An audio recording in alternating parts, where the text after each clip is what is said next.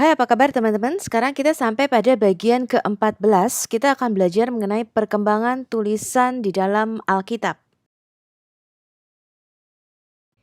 Yohanes 10 ayat 35, Yesus mengatakan demikian teman-teman. The scriptures cannot be broken. Kitab suci tidak dapat dibatalkan. Matius 5 ayat 18, Yesus mengatakan demikian. Aku berkata kepadamu, amin. Selama belum lenyap langit dan bumi ini, satu iota atau satu titik pun tidak akan ditiadakan dari hukum Taurat sebelum semuanya terjadi. Apa itu yod dan title, teman-teman? For truly I say to you, until heaven and earth pass away, not the smallest letter. Smallest letter itu adalah yod. Jadi dalam huruf Ibrani itu ada 22 huruf, dan huruf yod yang mewakili kata tangan itu adalah huruf yang paling kecil di dalam huruf Ibrani, teman-teman.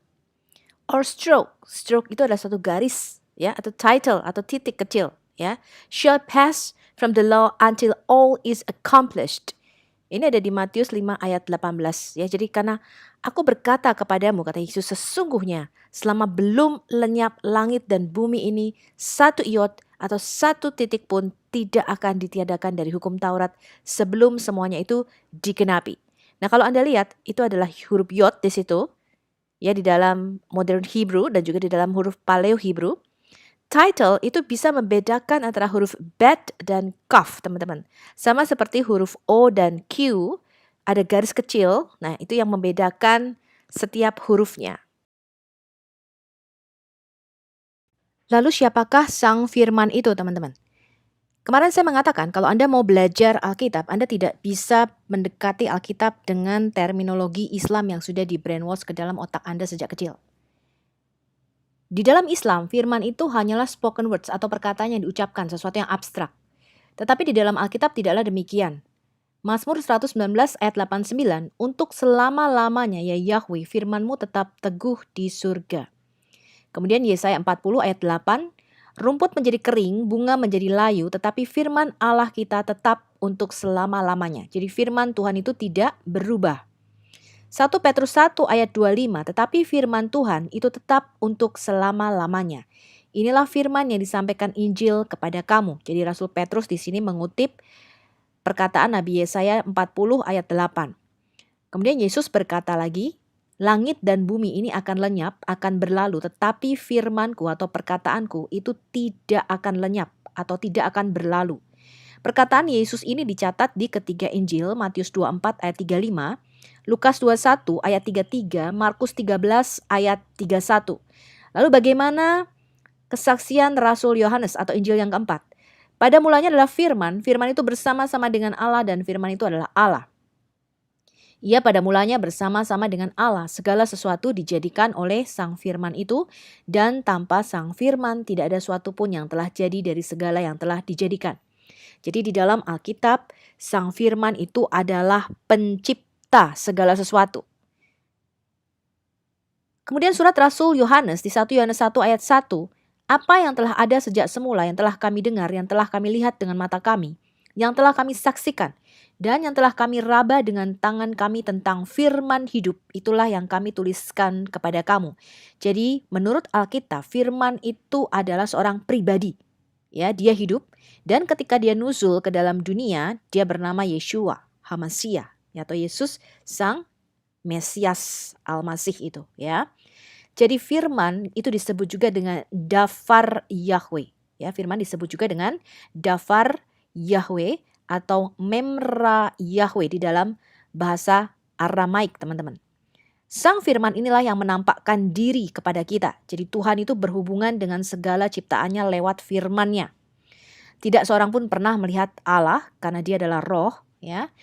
Dan sang firman yang ada di dalam diri Allah, dialah yang menampakkan diri kepada kita. Dialah yang menyatakan kepada kita segala sesuatu yang menjadi kehendak atau segala sesuatu menjadi firman Allah. Allah yang sejati wujud ilahi itu bernama Bapa. Ya, kita panggil dia Bapa karena Bapa itu artinya adalah Aba atau sumber segala sesuatu. Jadi dari Bapa inilah, dari sang Bapa atau sang Yahweh inilah segala sesuatu keluar atau berasal. Ya, demikian juga dengan Sang Firman. Jadi Sang Firman itu tadinya ada di dalam Bapa, dialah yang menyatakan kepada kita. Jadi Tuhan itu berhubungan dengan semua ciptaannya lewat firman-Nya.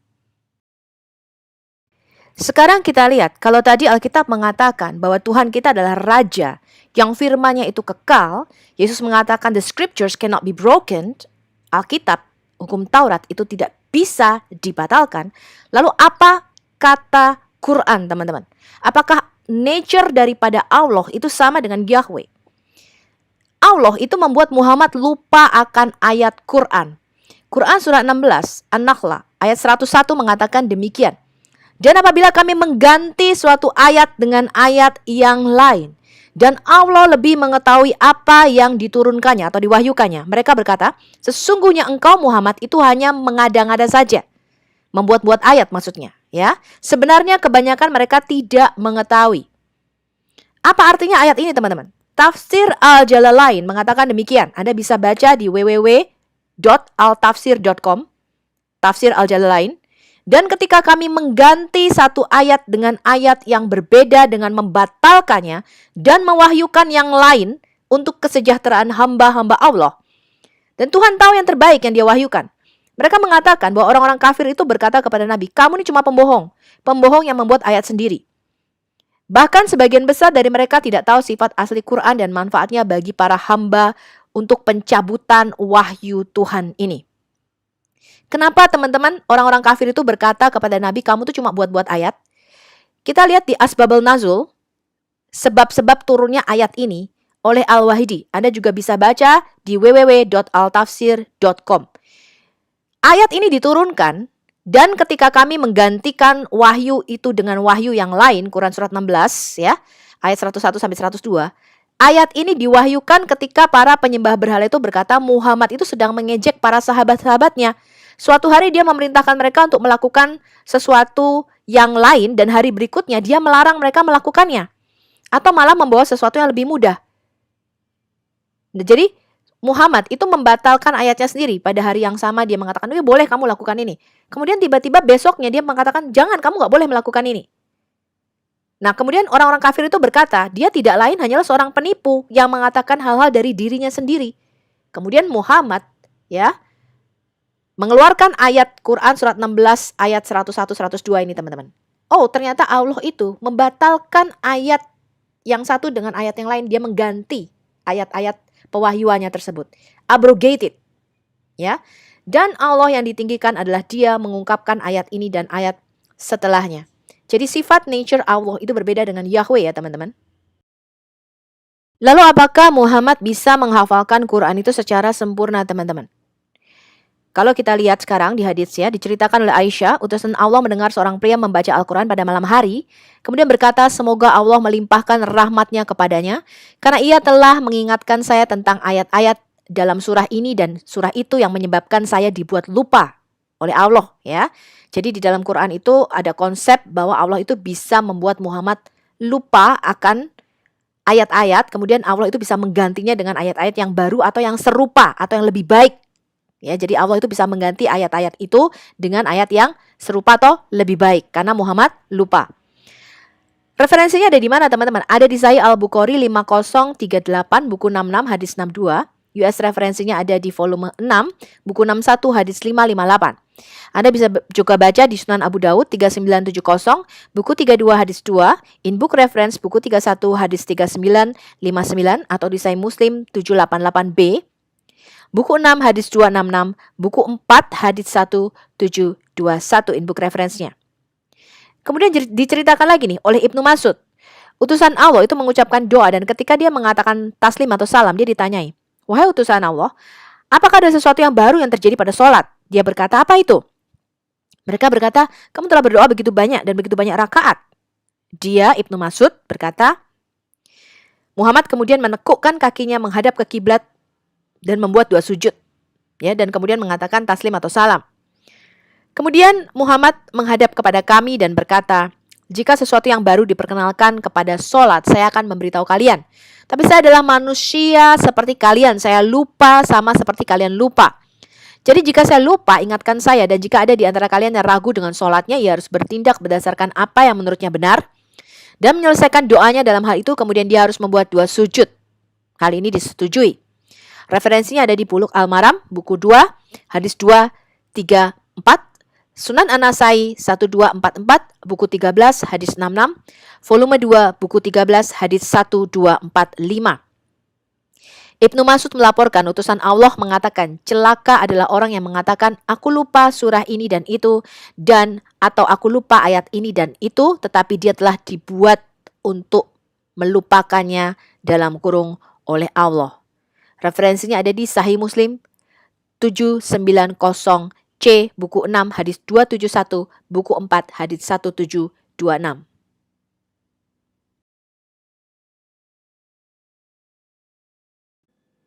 Anda perlu tahu teman-teman bahwa Quran itu diturunkan dengan 7 ahruf ya, atau 7 bacaan. Jadi pelafalannya tuh bisa beda-beda. Karena ketika Muhammad melafalkan Quran itu dia tidak selalu sama. Sehingga pengikut-pengikutnya itu nanti kalau kita lihat ada satu yang melafalkan seperti ini, ada satu yang melafalkan seperti ini, ya. Kemudian Muhammad mengatakan, "Oh, nggak apa-apa. Karena Gabriel itu juga mewahyukan kepadaku dengan 7 bacaan," katanya.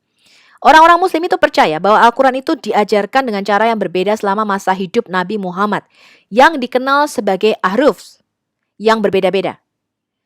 Ada sejumlah bacaan yang dilaporkan yang berbeda dari Utsmani Codex. Ya, jadi Quran itu beda-beda teman-teman. Dan dibacakan oleh sahabat Nabi Muhammad. Termasuk siapa? Abdullah ibnu Mas'ud, Ibnu Abbas, Ali bin Abu Thalib, Ubay bin Ka'ab, Aisyah, ya, dan lain-lain. Nanti kalau kita lihat Hafsah itu juga punya mushaf Quran, ya.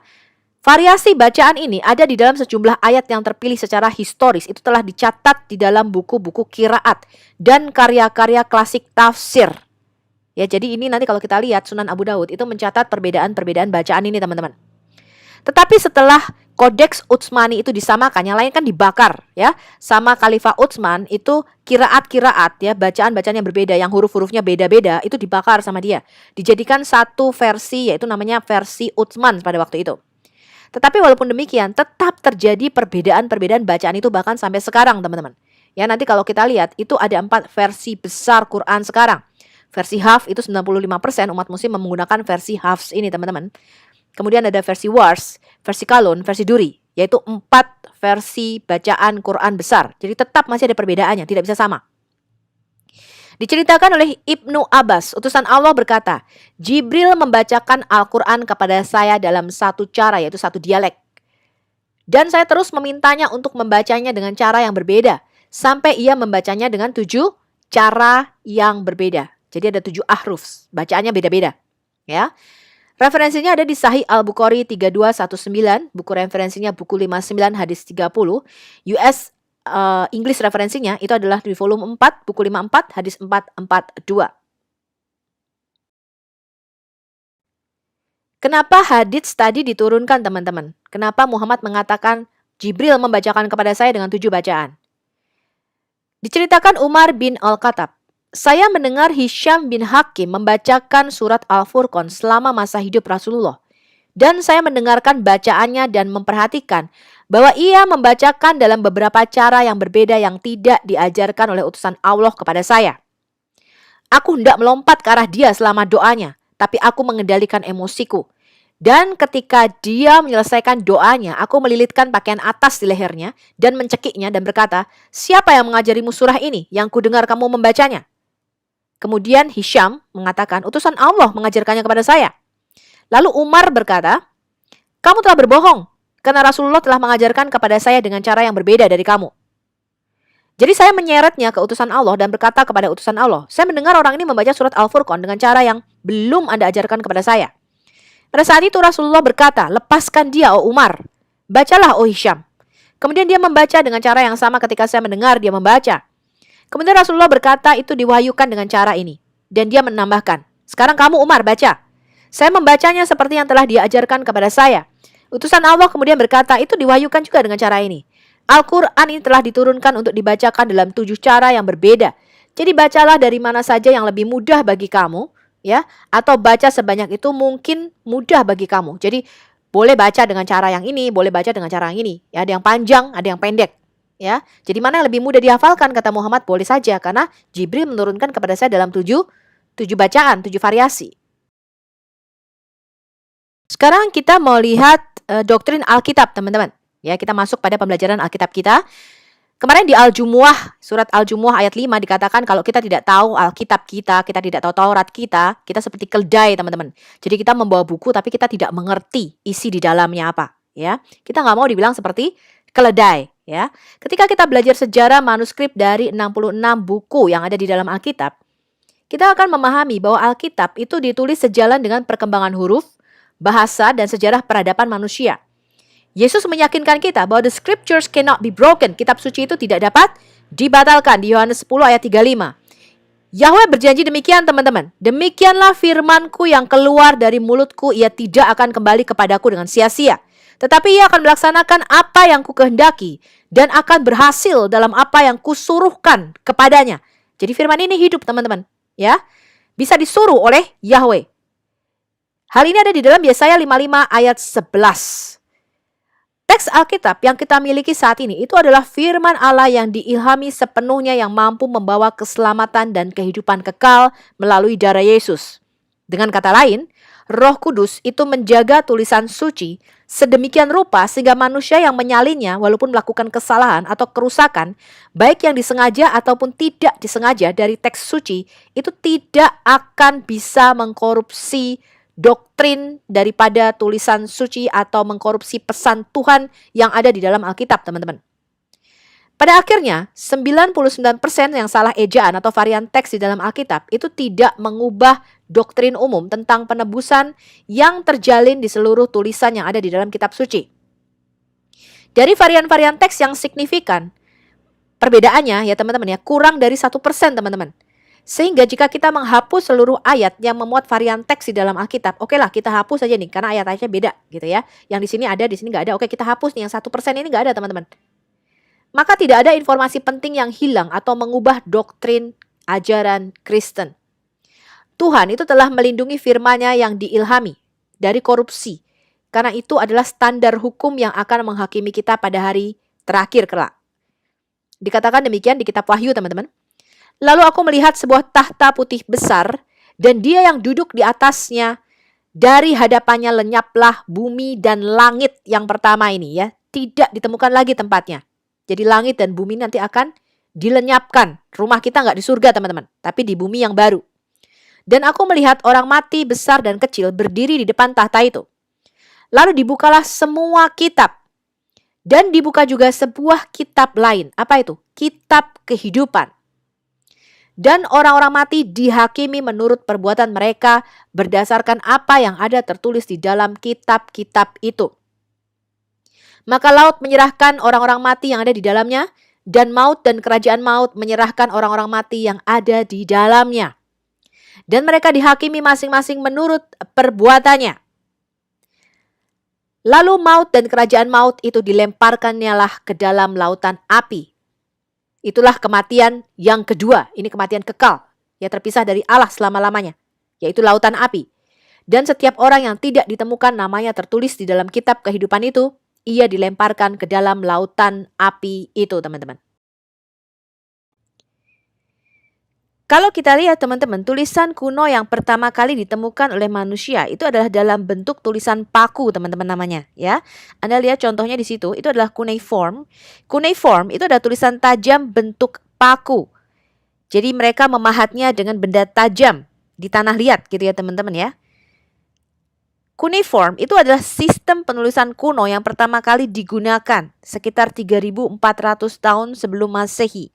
Ditulis di tablet tanah liat. Tulisan paku itu adalah bentuk tulisan tertua di dunia. Lebih tua daripada hieroglif Mesir.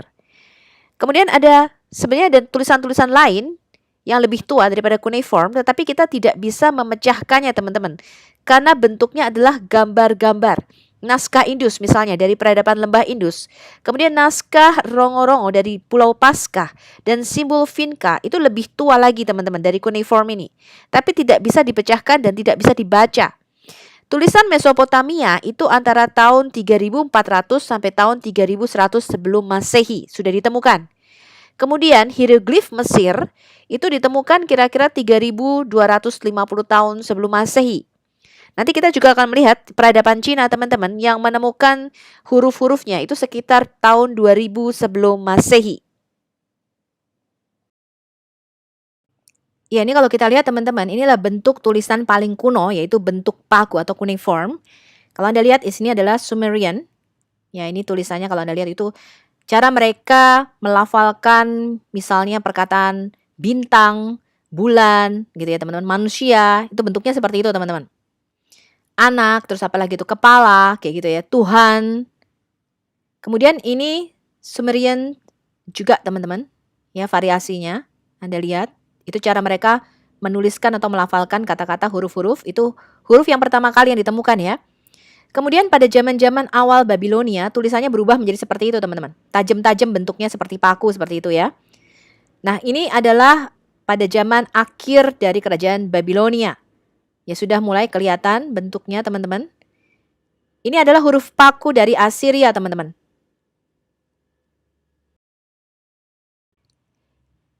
Nah, sekarang kita lihat penemuan arkeologi di Ebla. Kalau Anda lihat, itu bentuknya huruf paku, cuneiform, ya. Penemuan tablet-tablet tanah liat yang ada di Ebla atau di Suriah Utara itu mengkonfirmasi Alkitab Perjanjian Lama kita. Penemuan tablet Ebla itu ditemukan di kota Ebla kuno yang terletak di Suriah Utara, sekitar tengah jalan antara kota modern Hamat dan Aleppo. Kalau kita belajar kemarin Aleppo itu salah satu kodeks Masoretik itu disimpan di situ ya teman-teman ya. Jadi kodeks Masoretik yang menjadi bahan terjemahan perjanjian lama kita, Alkitab Perjanjian Lama itu disimpan di Aleppo dan pernah terbakar. Jadi makanya terjemahan kita menggunakan kodeks Masoretik yang ada di Leningrad ya karena masih utuh. Nah, yang saya berikan kotak merah itu adalah kota Ebla teman-teman. Jadi penggalian di situs Ebla ini dimulai pada tahun 1960-an. Kemudian pada tahun 1970 itu serangkaian tablet-tablet tanah liat ya yang luar biasa berharga ditemukan di antara reruntuhan sebuah istana kuno. Tablet ini kemudian dikenal sebagai tablet Ebla. Penemuan ini diarahkan di bawah dua profesor dari Universitas Roma, Dr. Paolo Mattia dan Dr. Giovanni Pettinato. Hampir sekitar 17.000 tablet dari kerajaan Eblaid kuno itu telah ditemukan. Tablet-tablet ini tampaknya telah ditulis selama dua generasi terakhir Ebla kuno. Ini berarti tablet-tablet ini mungkin ditulis tertanggal 2300 sampai 2250 sebelum Masehi. Jadi zaman-zaman Abraham ya. Tetapi apa yang luar biasa tentang tablet Ebla itu bukanlah berapa usianya, melainkan paralelnya yang luar biasa dengan Alkitab Perjanjian Lama. Jadi ditemukan nama-nama tokoh-tokoh, kemudian istilah-istilah dan nama-nama kota yang ada di dalam Alkitab Perjanjian Lama kita itu sama dengan yang tertulis di dalam tablet-tablet Ebla ini teman-teman. Kota Haran ini juga ditemukan teman-teman. Ya ini saya beri kotak merah. Ini adalah kota Haran di mana Abraham itu keluar dari Ur Kasdim. Ur Kasdim itu sebelah selatan Irak yang sekarang ya. Nah itu keluar menetap di Haran pada waktu itu sebelum Abraham itu ke Kanaan. Ya sebelum dia ke Hebron.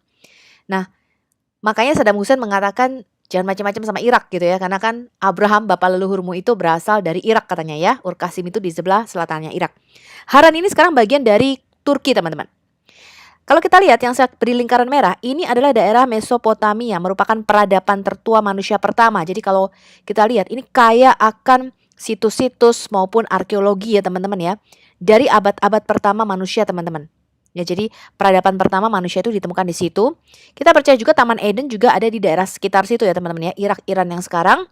Perbatasan antara 4 sungai, Efrat, Tigris, Gihon, dan Pison ada di situ teman-teman.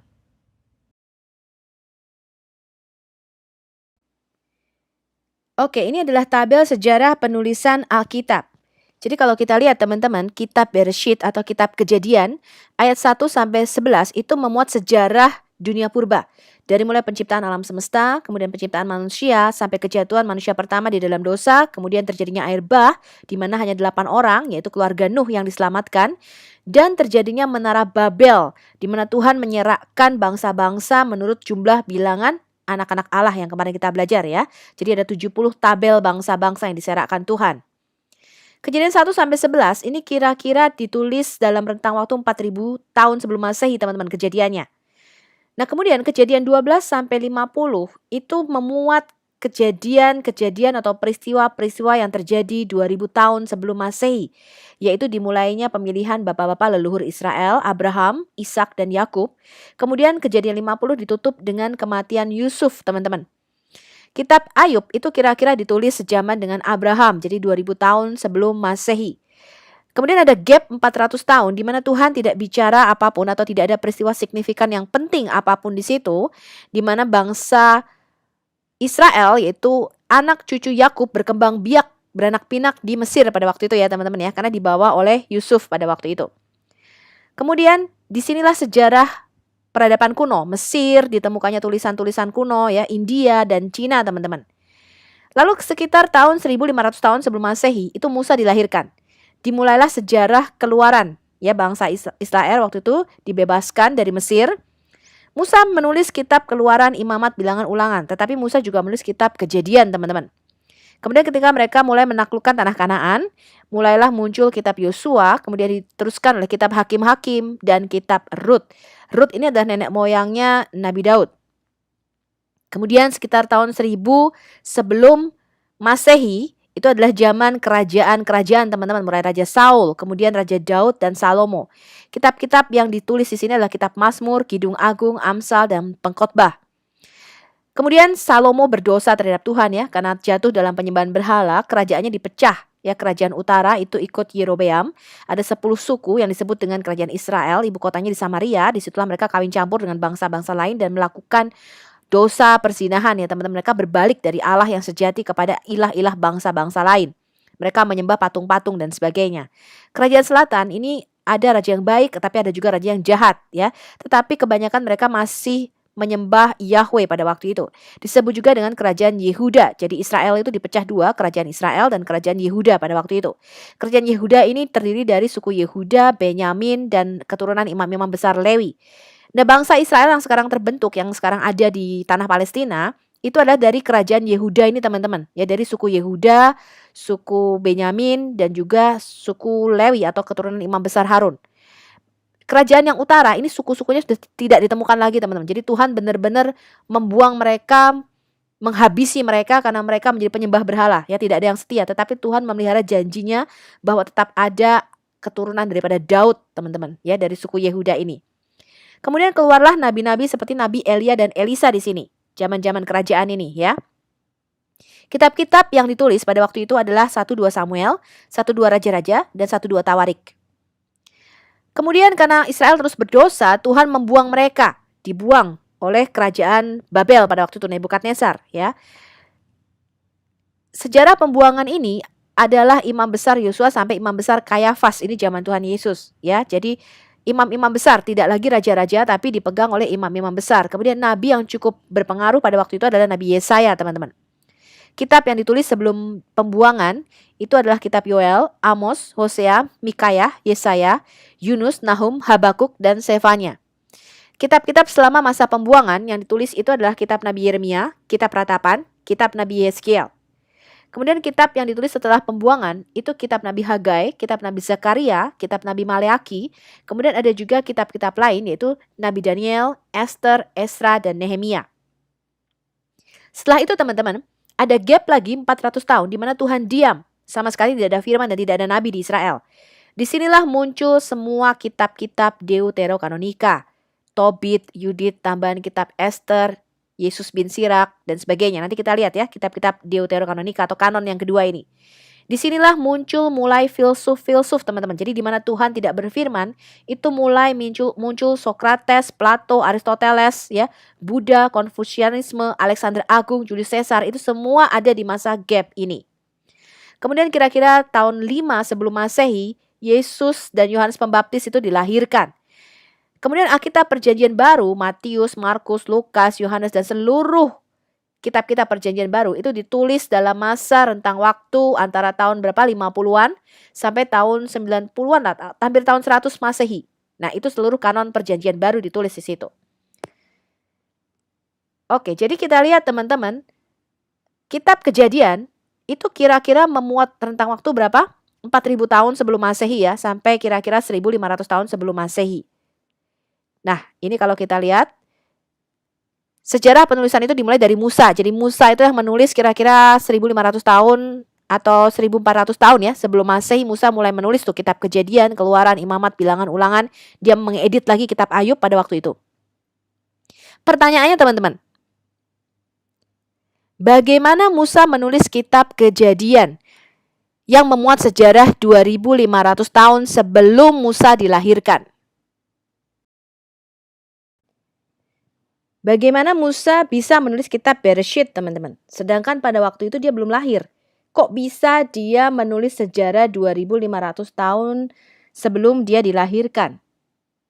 Penulis kitab Bereshit atau kitab Kejadian itu tidak disebutkan di dalam kitab ini. Akan tetapi kesaksian lain di dalam Alkitab menunjukkan bahwa Musa lah yang menjadi penulis seluruh Pentatuk, yaitu kelima kitab Taurat ya, atau kelima kitab Perjanjian Lama yang pertama. Termasuk kitab Kejadian tentunya.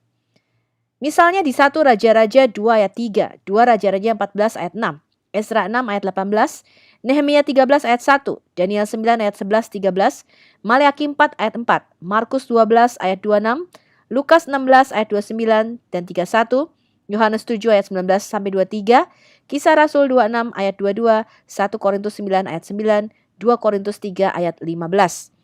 Semuanya berkata bahwa Musa lah yang menulis semua kitab Taurat ini, teman-teman. Jadi Muslim itu mungkin nggak tahu ya kalau kitab Taurat itu ada 5, teman-teman ya, bukan 1. Demikian pula para penulis Yahudi kuno dan para bapak-bapak gereja itu semuanya menyatakan bahwa Musa lah yang menjadi penulis dan penyusun kitab Kejadian. Bahkan Yesus sendiri yang mengatakan demikian ya. Karena seluruh sejarah di dalam kitab Kejadian itu terjadi sebelum kehidupan Musa. Kita percaya teman-teman, peranan Musa di dalam menulis kitab Kejadian itu adalah menyusun di bawah pengilhaman Roh Kudus. Jadi bukan didiktekan satu-satu gitu ya. Atau kemudian ada Jibril, kemudian Jibril mengatakan didiktekan kepada Musa ya, kamu harus tulis nih ya, pada mulanya Allah menciptakan. Enggak gitu teman-teman ya. Semua catatan lisan dan tulisan yang ada sejak Adam hingga wafatnya Yusuf yang sekarang menjadi isi kitab Kejadian. Jadi kita percaya bapak-bapak leluhur kita itu meninggalkan catatan-catatan teman-teman. Baik dalam bentuk lisan maupun tulisan. Di Kisah Rasul 7 ayat 22, ini adalah kesaksian Stefanus, dikatakan demikian. Dan Musa itu dididik dalam segala hikmat. Hikmat itu pengetahuan, knowledge, ya science orang Mesir. Jadi dia menguasai pengobatan dan sebagainya teman-teman. Dan ia berkuasa di dalam perkataan dan perbuatannya. Jadi mengapa Musa yang dipakai Tuhan teman-teman? Karena pada waktu itu bangsa Israel diperbudak teman-teman. Jadi untuk mereka belajar itu udah gak sempet ya. Sedangkan Musa pada waktu itu dimasukkan di dalam istana Firaun. Di mana dia mempunyai kesempatan untuk belajar. Jadi di dalam Alkitab itu tidak ada sejarahnya nabi yang buta huruf teman-teman. Apalagi tidak punya pengetahuan itu gak ada. Semuanya itu dipersiapkan Tuhan, dididik lebih dulu supaya ketika Tuhan mau pakai itu dia siap teman-teman. Ya, jadi kita jangan sama ya teman-teman ya. Orang Kristen tidak boleh buta huruf. Kemarin kita lihat apa di surat Al-Jumuah. Kalau kamu tidak tahu Taurat, kamu seperti keledai yang membawa buku yang tebal-tebal. Jadi kita nggak mau jadi keledai. Kita harus belajar karena Musa juga belajar teman-teman ya. Yang mungkin merupakan petunjuk dipakainya catatan-catatan sejarah oleh Musa ketika menulis kitab Kejadian, itu ialah bahwa terdapat 11 kali pemakaian kata-kata demikianlah riwayat atau inilah keturunan. Bahasa Ibraninya adalah eleh toledot ya. Kemudian didapat juga diterjemahkan sebagai inilah sejarah oleh. Kemudian ada pemakaian juga kata-kata inilah kitab silsilah atau sefer toledot.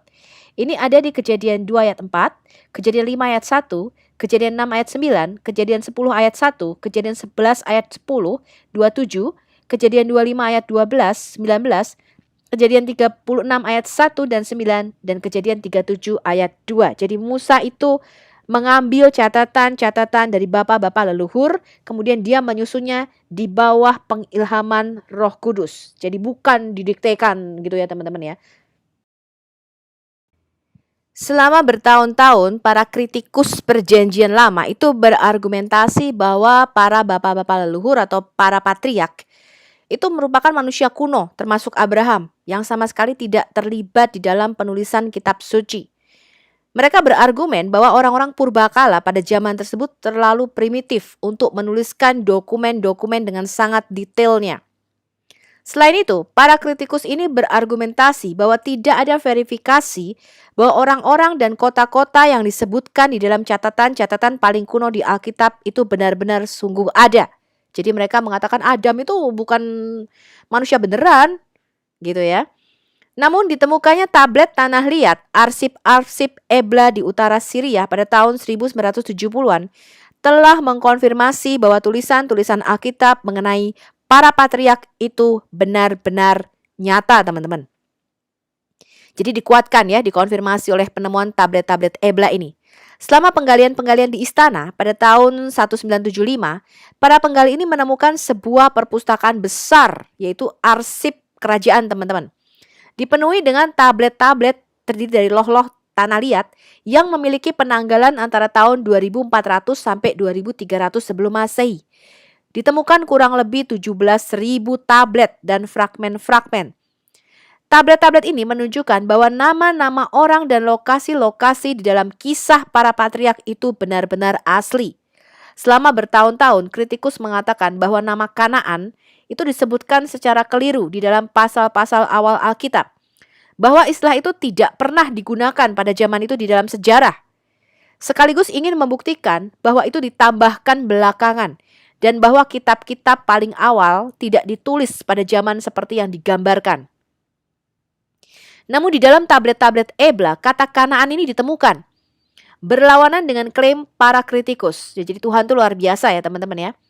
Tablet-tablet ini membuktikan bahwa istilah itu benar-benar digunakan di Syria kuno selama zaman saat perjanjian lama itu dituliskan. Yang mengejutkan adalah banyak bahasa pada tablet itu mirip dengan bahasa Ibrani kuno. Kosakata di Ebla itu khas Semitik, teman-teman. Misalnya nih, kata menulis itu adalah KTB gitu ya. Katab gitu ya. Sama seperti dalam bahasa Ibrani, teman-teman. Akhirnya jadi kitab, jadi tulisan gitu ya. Sedangkan untuk raja itu adalah malikum. Untuk manusia itu adalah adamu. Kedekatan dengan bahasa Ibrani ini sangat mengejutkan. Selain itu, sejumlah besar nama-nama Alkitab yang belum ditemukan dalam bahasa Timur Tengah kuno lainnya dilaporkan telah ditemukan dalam bentuk serupa di Eblite. Eblite ini adalah salah satu dari dua bahasa yang ditemukan di tablet.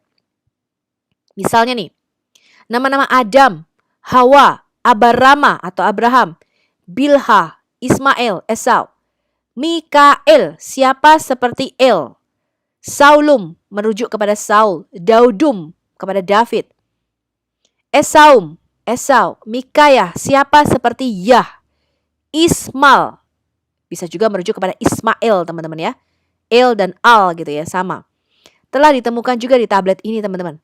Kemudian Enaniil, yang juga Enaniyah, Il atau Yah, kasihanilah aku. Jadi sudah sejak zaman Abraham mereka menyebut Tuhannya dengan Yah, teman-teman ya. Ada Malik. Oh, ini saya jadi ingat nih, ada Malik kan jadi pernah menteri juga ya teman-teman ya. Pria dari Malik ya. Ilhail, Il adalah kekuatan. Ebdu Rasaab, hamba Rasaf. Lah Ebdu jadi Abdul, dekat juga ya teman-teman ya. Ish Abu, laki-laki adalah ayah. Ish Ilum, manusia adalah dewa. Isaya, Yah telah keluar. Iat Damu, tangan Damu. Kemudian ada lagi Ibna Malik, Malik telah menciptakan. Reina Adat, Adat itu adalah Tuhan. Adat jadi Adon, jadi Adonai ya. Adat Tuhan adalah gembala kita. Wah, luar biasa nih. Tuhan adalah gembala kita ini sudah ada nih zaman sebelum Abraham malah. Selain itu teman-teman, beberapa kota di Alkitab kuno itu juga ditemukan namanya di tablet Eba. Misalnya nih, kota Sodom, Gomora, Atmah, Zeboim, Zoar, Astarot, Sinai, Yerusalem, kota Hazor, kota Lakish, Megiddo, Gaza, Jopa, kota Ur ini Abraham ya, asalnya dari Ur Kasdim, dan Damaskus. Semuanya disebutkan dengan nama-nama itu di dalam tablet. Yang penting nih teman-teman, kota Haran juga ditemukan tertulis di tablet itu. Ini tempat asal Terah dan Abraham. Yang tidak ada adalah kota Mekah dan Medina. Jadi kalau klaim Muslim mengatakan bahwa Abraham dan Ismail membangun Mekah, teman-teman, itu tidak terbukti secara arkeologi sampai dengan hari ini. Selain itu, para kritikus ini juga mengklaim bahwa kata tehom itu yang berarti abyss atau jurang atau dasar lautan, yaitu diterjemahkan dalam kitab LAI sebagai kedalaman samudra raya di Kejadian 1 ayat 2. Jadi pada mulanya Allah menciptakan langit dan bumi, kemudian kegelapan menutupi tehom, ya kegelapan menutupi samudra raya, itu adalah istilah tambahan yang dimasukkan belakangan katanya di dalam tulisan Alkitab. Ini untuk menunjukkan bahwa kisah penciptaan itu ditulisnya belakangan, bukan pada zaman Musa. Namun kata tehom itu ternyata juga ditemukan di dalam kosakata di tablet-tablet Ebla ini yang sudah ada 800 tahun sebelum Musa. Bahkan ada sebuah kisah penciptaan yang tercatat di dalam tablet-tablet Ebla itu yang secara luar biasa sangat mirip dengan kisah Kejadian. Tertulis demikian di tablet Ebla. Tuhan langit dan bumi, bumi belum ada, engkau belum menciptakannya. Terang tidak ada, engkau yang membuatnya. Cahaya pagi yang belum ada. Jadi kesamaan, kemiripannya itu sungguh luar biasa teman-teman. Nanti kalau kita belajar juga dokumentasi sejarah non-Alkitab ya, dari cerita bangsa-bangsa lain itu juga mirip teman-teman. Ya pada mulanya itu adalah air, kemudian terjadi chaos atau kekacauan. Ya itu juga terjadi di sejarah bangsa Cina. Kemudian Tuhan itu mulai merekonstruksi, mulai membenahi, mulai mengatur teman-teman ya. Alam semesta yang tadinya itu berantakan dan tidak teratur. Itu kisahnya tuh sama teman-teman dengan kitab Kejadian. Penemuan tablet Ebla ini mengokohkan kisah-kisah Alkitab dengan beberapa cara teman-teman. Pertama, tablet Ebla itu mengkonfirmasi lokasi-lokasi kota-kota kuno yang telah lama diragukan keberadaannya. Yang kedua, tablet Ebla itu mengkonfirmasi penggunaan beberapa istilah dan nama-nama yang sebelumnya juga diragukan. Ketiga, tablet Ebla itu memberikan konfirmasi bahwa orang-orang kuno yang tinggal di kota Ebla itu jaraknya kira-kira dekat dengan kota Haran, ya tempat di mana Abraham tinggal, adalah para sejarawan dan penulis yang pandai, fasih, dan teliti. Kritikus berargumentasi bahwa orang-orang kuno pada zaman itu tidak mampu membuat dan mendokumentasikan catatan yang rumit dan detail. Namun sekali lagi, penemuan tablet-tablet Ebla itu membuktikan sebaliknya. Masuk akal untuk percaya bahwa Abraham itu mencatat detail kisah-kisah mengenai kehidupannya dan keluarganya yang kemudian catatan-catatan itu belakangan digunakan oleh Musa untuk menulis kisah yang sekarang ini kita miliki di dalam kitab Kejadian. Oke, nanti kalau kita belajar sejarah dan arkeologi teman-teman, mengapa Abraham itu disebut orang Ibrani ya atau Hebrew atau Habiru pada waktu itu? Karena Abraham itu merupakan keturunan dari Eber teman-teman yang berbahasa Ibrani. Jadi Eber dari kata Eber inilah asal kata Hebrew ya atau Ibru ya teman-teman ya. Nah, ketika Tuhan menyerahkan anak-anak manusia di Menara Babel, kemudian memecah bahasa manusia. Jadi bahasa-bahasanya dikacaukan pada waktu itu mereka berbahasa beda-beda gitu ya teman-teman ya. Eber inilah yang berbahasa Ibrani teman-teman. Nah, kemudian Abraham ini karena merupakan anak keturunan dari Eber, maka dia juga berbahasa Ibrani. Nanti kita lihat silsilahnya ya atau sejarahnya. Pada waktu zaman Abraham, itu huruf Ibrani belum ada teman-teman. Belum distandarisasi. Mereka mungkin memakai tulisan paku. Ya. Nah, tetapi bahasa Ibrani itu sudah mulai digunakan. Yusuf itu yang pertama kali menstandarisasi huruf Ibrani. Kita lihat dulu ya. Orang-orang Ibrani itu mempunyai keuntungan yang ganda di bawah kepemimpinan Yusuf. Pada waktu Yusuf dibuang ke Mesir pada waktu itu, dia belajar hikmat Mesir ya, sama seperti Musa. Jadi Yusuf itu juga orang pandai teman-teman, orang yang penuh hikmat. Di bawah kepemimpinan Yusuf, Efraim dan Manase ini anak-anak Yusuf. Orang-orang Ibrani itu tidak hanya menciptakan tulisan Ibrani yang pertama, tetapi juga menciptakan alfabet sejati pertama di dunia. Kita tahu ini dari mana teman-teman? Kita tahu ini dari inskripsi Sinai yang ditemukan dan baru-baru ini diterjemahkan. Bahwa Yusuf itu dia meminjam 22 simbol hieroglif Mesir sebagai alfabet karakter untuk setiap bunyinya di dalam bahasa Ibrani. Jadi pada waktu itu orang-orang Mesir itu sudah mengenal yang namanya piktogram. Ya, jadi berupa gambar. Nah, Yusuf itu memakai 700 dari 734 gambar-gambar piktogram huruf-huruf Mesir itu dia mengambil 22 huruf diantaranya ya. Abjad dari semua bahasa lain termasuk bahasa Inggris itu memakai simbol-simbol dari huruf Ibrani ini teman-teman. Orang-orang Yahudi itu telah menggunakan 4 jenis huruf yang berbeda untuk mengeja kata-kata Ibrani. Jadi yang pertama itu disebut hieroglif Ibrani dalam bentuk piktogram atau gambar. Itu digunakan oleh Yusuf teman-teman. Dan inilah yang digunakan oleh Allah dalam menulis 10 perintah Musa, teman-teman ya, 10 hukum Taurat. Dan Musa juga menulis kitab Taurat yang pertama itu di dalam huruf hieroglif Ibrani ini. Kemudian kitab Taurat ini diletakkan di dekat tabut perjanjian, ya.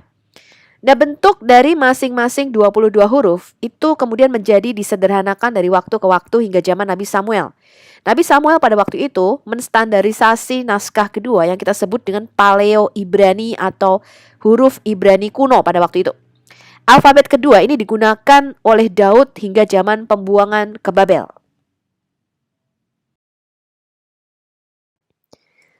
Oke, sekarang kita lihat perkembangan bahasanya. Selama masa pembuangan ke Babel, orang-orang Yahudi ini masih terus berbicara bahasa Ibrani. Mereka hanya bertukar huruf demi huruf, alfabetnya itu dengan bahasa Aramaik. Jadi kitab-kitab setelah pembuangan, kalau kita lihat kitab Esra, kitab Daniel, itu tercampur ya teman-teman ya. Ada yang bahasanya Aramaik, ada yang bahasa Ibrani. Bahasa Ibrani Aramaik itu adalah bahasa Ibrani yang ditulis di dalam alfabet bahasa Aramaik. Jadi mereka mengeja kata-kata Ibrani tetapi dengan huruf Aramaik. Kemudian pada abad-abad pertengahan ketika orang-orang Yahudi itu disebar di seluruh dunia, orang-orang Yahudi yang berbahasa Jerman yang ada di Jerman pada waktu itu dari abad pertengahan itu juga melakukan hal yang sama dengan mengganti alfabet Jerman dengan alfabet bahasa Arab. Sekali lagi itu masih Jerman teman-teman. Mereka hanya mengeja kata-kata Jerman dengan alfabet bahasa Aram dan jadilah bahasa baru namanya Yiddish teman-teman ya. Bahasa Yiddish itu adalah bahasa Jerman murni yang dieja dalam alfabet bahasa Aram yang sama. Jadi sama mungkin kayak orang-orang Singapura itu berbahasanya Singlish ya, Singapore English gitu ya teman-teman ya. Mirip-mirip ya. Setelah bahasa Ibrani itu punah kira-kira sekitar 300 tahun sebelum Masehi, kalau kita lihat sejarah pada waktu itu, kemarin kita belajar ini adalah Helenisme. Jadi dipaksakan budaya Yunani pada waktu itu. Sehingga sekitar tahun 280 sebelum Masehi, kemarin Raja Ptolemy memerintahkan rabi-rabi ini menerjemahkan kitab Taurat yang berbahasa Ibrani ke dalam bahasa Yunani. Jadi mereka dipaksakan berbahasa Yunani pada waktu 300 tahun sebelum Masehi ya. Alfabet Ibrani yang keempat itu kemudian diciptakan lagi oleh kaum Masorah, teman-teman, yang kita kenal dengan Masoretic Text ya, yang kita pakai sebagai dasar terjemahan Alkitab Perjanjian Lama kita. Kemudian mereka juga menambahkan huruf vokal yang disebut nikut ya. Jadi ada titik dan garis di atas atau di bawah huruf itu digunakan untuk menandai a i u e o-nya, huruf hidupnya. Itu ditemukan oleh kaum Masorah itu sekitar tahun 600 tahun Masehi, teman-teman. Ya, jadi sekitar tahun 600 sampai tahun 900 Masehi itu mereka mulai menyalin di dalam huruf Ibrani modern dan menambahkan nikut ya untuk menandai huruf vokalnya. Alfabet Ibrani yang keempat ini yang kita kenal sebagai bahasa Ibrani Masoretik yang digunakan sekarang di Israel modern mulai tahun 1915 Masehi. Jadi huruf Ibrani modern itu ditemukan oleh kaum Masorah ini, teman-teman.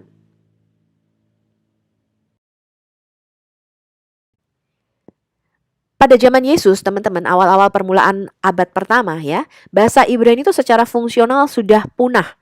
Jadi orang-orang itu tidak bisa lagi berbahasa Ibrani. Orang-orang Yahudi di Yudea itu berbicaranya bahasa Aramaik, bukan bahasa Ibrani sebagai bahasa ibu mereka. Tetapi juga mereka berbicara bahasa Yunani sebagai bahasa perdagangan universal mereka. Jadi kira-kira lingua francanya atau seperti sekarang adalah bahasa Inggrisnya, teman-teman ya. Orang-orang Yahudi di luar Yudea itu hanya berbicara bahasa Yunani saja. Satu-satunya kelompok yang menggunakan bahasa Ibrani sejati pada abad pertama itu adalah kaum elit, kaum terpelajar, yaitu yang ada di Bait Suci di Yerusalem. Itu imam-imam besar, orang-orang Farisi, orang-orang Saduki, yaitu yang masih bisa berbahasa Ibrani pada waktu itu. Jadi ketika mereka melakukan ritual-ritual keagamaan, orang-orang itu menonton ritual tersebut tetapi tidak tahu apa yang dikatakan oleh para imam Yahudi tersebut, teman-teman. Sama seperti dulu kalau kita lihat gereja Katolik ya, ketika mereka menggunakan bahasa Latin, mungkin tidak semua orang tahu bahasa Latin, teman-teman. Jadi mereka menyaksikan mungkin misa dalam bahasa Latin tapi mereka tidak mengerti artinya, teman-teman, ya. Dengan kelahiran sinagog itu kira-kira mulai muncul. Sinagog itu jadi rumah-rumah ibadat Yahudi. Tadinya kan mereka ibadahnya cuma satu ya di Bait Suci Yerusalem. Kemudian kelahiran sinagog ini dimulai kira-kira pada zaman Septuaginta. Jadi ketika orang-orang atau rabi-rabi ini mulai menerjemahkan kitab Perjanjian Lama dari bahasa Ibrani ke bahasa Yunani, itu mulai muncul sinagog-sinagog, teman-teman. Ya, kira-kira tahun 280 sebelum Masehi. Mereka itu menggunakan Perjanjian Lama atau Tanak itu dalam bahasa Yunani. Jadi terjemahan Septuaginta inilah yang digunakan. Mereka tergerak kembali ke ibadat, ya. Sama seperti alfabet Ibrani pertama yang mempersiapkan jalan bagi hukum tertulis Musa yang tadi ditemukan oleh Yusuf, ya. Demikian juga menerjemahkan 39 kitab Tanak atau kitab Perjanjian Lama dari bahasa Ibrani ke dalam bahasa Yunani oleh Septuaginta itu mempersiapkan jalan bagi gereja, teman-teman. Pada saat kelahiran Yesus Kristus, ribuan sinagog di seluruh dunia itu menggunakan Perjanjian Lama Septuaginta Yunani. Dan juga baptisan pencelupan yang penuh atau mixed vote itu sepenuhnya dipersiapkan untuk pertobatan ke dalam agama Kristen. Jadi baptisan itu sudah ada sebelum zaman Yesus, teman-teman. Ya, mereka sudah melakukan ritual mixed vote ini atau penyucian. Kalau kita lihat kemarin di The Dead Sea Scroll, orang-orang komunitas Qumran ini juga melakukan baptisan, teman-teman. Mixed vote, ya, penyucian diri, ya. Yohanes Pembaptis itu kan juga sudah melakukan pembaptisan. Itu bukan hal yang baru, teman-teman. Ya, bukan penemuan Kristen. Ya, bahkan di dalam Quran itu dituliskan yang namanya sibgoh. Sibgoh itu artinya dicelup di dalam air, teman-teman. Ya, jadi orang Muslim itu juga harus disibgoh, teman-teman. Harus dibaptis, ya, harus di-immerse in the water, ya. Nah, baptisan penuh atau pencelupan penuh yang disebut mixed vote itu mempersiapkan jalan untuk pertobatan ke dalam agama Kristen. Mereka bertobat kepada Yesus Mesias mereka dengan jalan dibaptis, teman-teman. Lalu bagaimana Alkitab Perjanjian Lama kita, Tanak, ya, itu ditransmisikan atau diwariskan hingga jadi Alkitab kita yang sekarang, teman-teman. Kalau kita belajar tadi, penulisan Alkitab itu rentang waktunya 1500 tahun. Ya, kemudian disalin terus-menerus, dikopi terus-menerus, ya, sampai kira-kira tahun 1440 Masehi ketika ditemukannya mesin cetak oleh Johannes Gutenberg. Berarti ada 3000 tahun di mana Alkitab Perjanjian Lama dan Perjanjian Baru itu disalin dengan tangan, teman-teman. Lalu kita lihat ini, transmisinya itu melalui 6 tahap. Tahap yang pertama kita lihat yaitu Sinai Text. Ya, ini pada zaman Musa, teman-teman. Jadi Musa itu menulis kitab Taurat dan juga di 2 loh batu yaitu 10 perintah Tuhan itu kira-kira tahun 1446 sebelum Masehi di dalam huruf hieroglif Ibrani. Ya, yang ditemukan oleh Yusuf. Ya, jadi dalam bentuk piktogram atau gambar-gambar. Kemudian teman-teman, huruf piktogram ini mulai berubah sekitar tahun 1050 sebelum Masehi, yaitu dalam bentuk Paleo Ibrani atau huruf Ibrani kuno.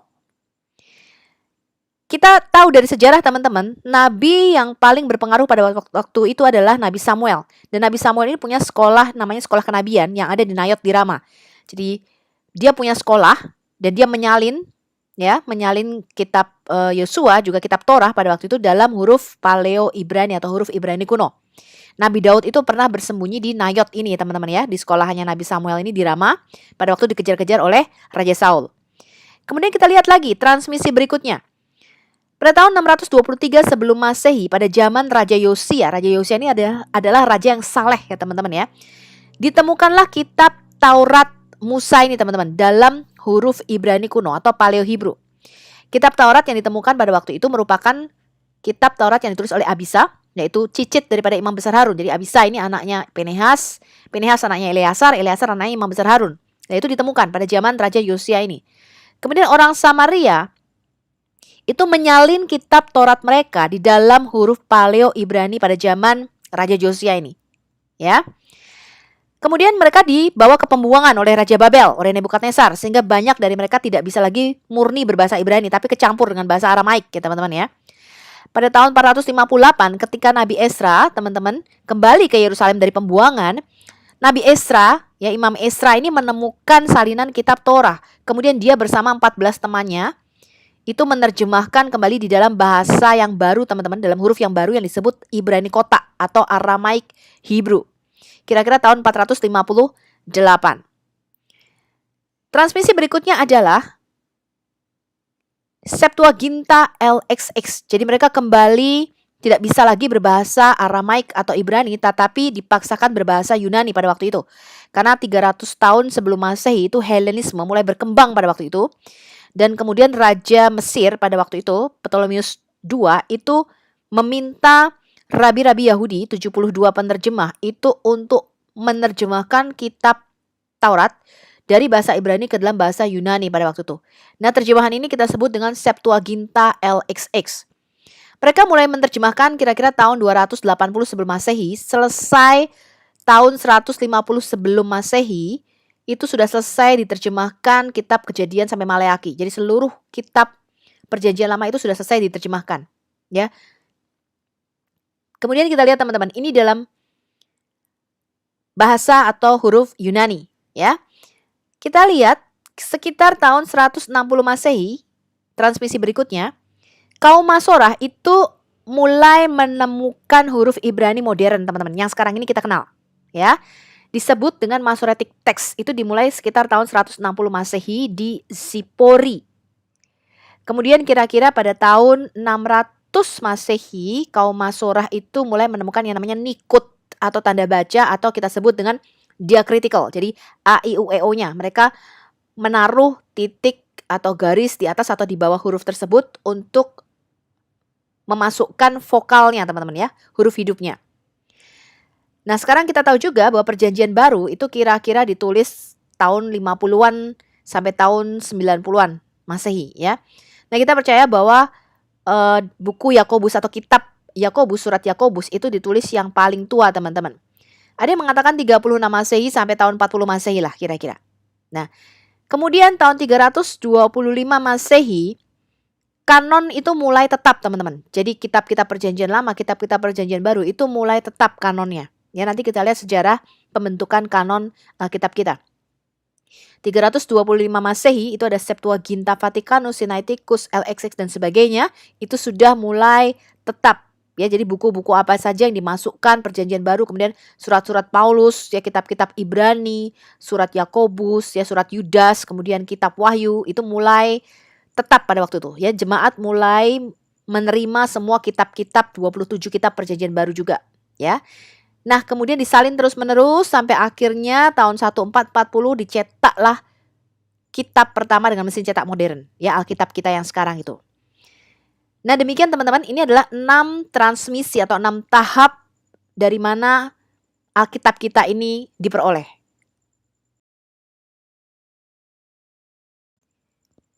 Oke, ini kalau kita lihat sejarah, teman-teman, mengapa Abraham itu disebut Ibrani, ya, orang Ibrani, karena dia berasal dari keturunan Eber.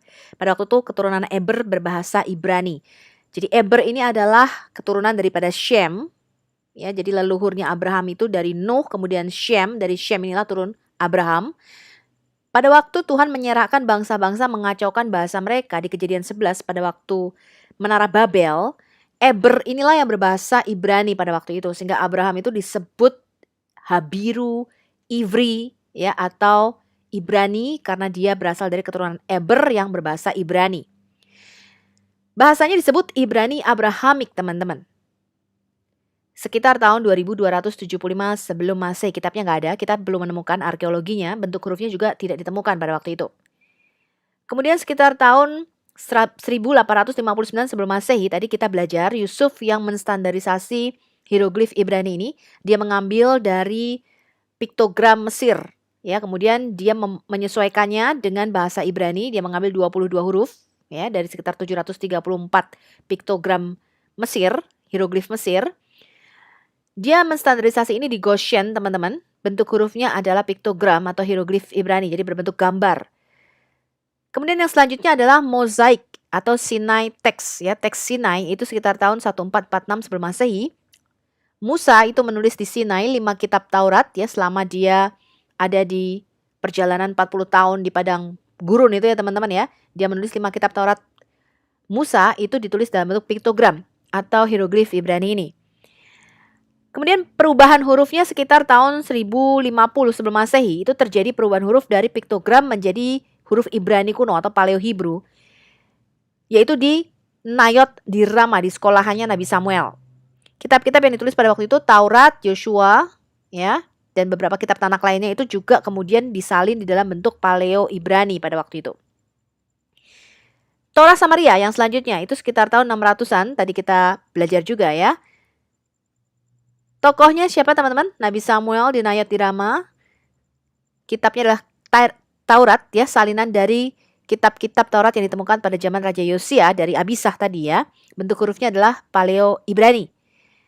Kemudian perubahan selanjutnya adalah yang disebut kitab terjemahnya Nabi Esra bersama 14 temannya, disebut Quatuor Desim atau 14 ya, 14 penerjemah, itu kira-kira tahun 458-445. Nabi Esra itu mengganti dari huruf Ibrani kuno atau Paleo Hebrew itu menjadi huruf Ibrani kotak atau Aramaik Ibrani. Karena mereka sudah pada waktu itu berbahasa Aramaik ya. Selanjutnya adalah Septuaginta LXX sekitar tahun 280-an sebelum Masehi. Penerjemahnya adalah 72 orang. Tempatnya di Alexandria, Mesir teman-teman ya. Atas perintah Raja Ptolemeus II, Raja Mesir pada waktu itu, seluruh kitab Tanak atau Perjanjian Lama itu diterjemahkan ke dalam bahasa Yunani ya, dengan huruf Yunani pada waktu itu. Selanjutnya sekitar tahun 160 Masehi, kaum Masorah itu menerjemahkannya di dalam bentuk huruf Ibrani modern yang disebut teks Masoretik. Tokohnya adalah Rabbi Yose ben Halafta. Tempatnya di Sipori teman-teman. Di tanah Palestina ya yang sekarang. Kitabnya adalah seluruh kitab Tanak, bentuk hurufnya adalah Aramaik Ibrani modern.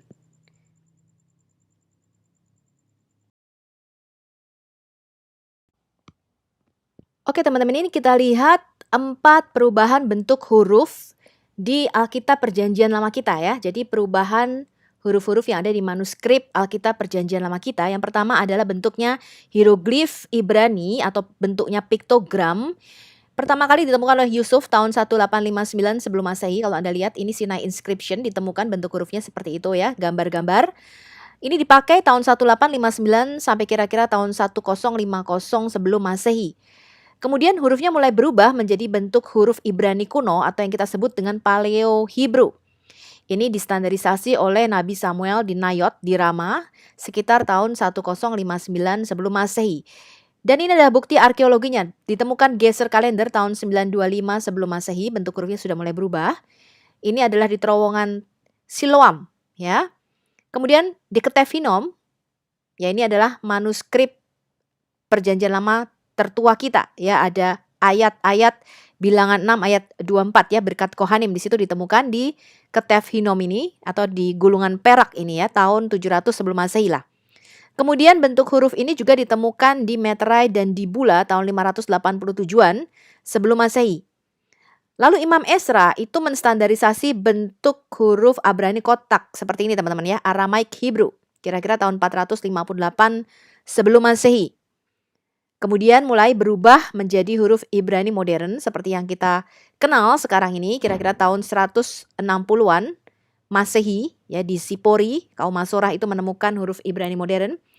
Dan tahun 600 sampai tahun 900 Masehi itu mereka menambahkan nikut atau tanda baca atau diakritical seperti yang kita kenal sekarang ini.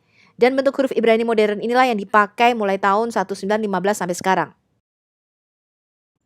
Sekarang bukti arkeologi apa yang kita punya? Sejarah naskah Ibrani yang ada dan terjemahan Perjanjian Lama atau Tanak.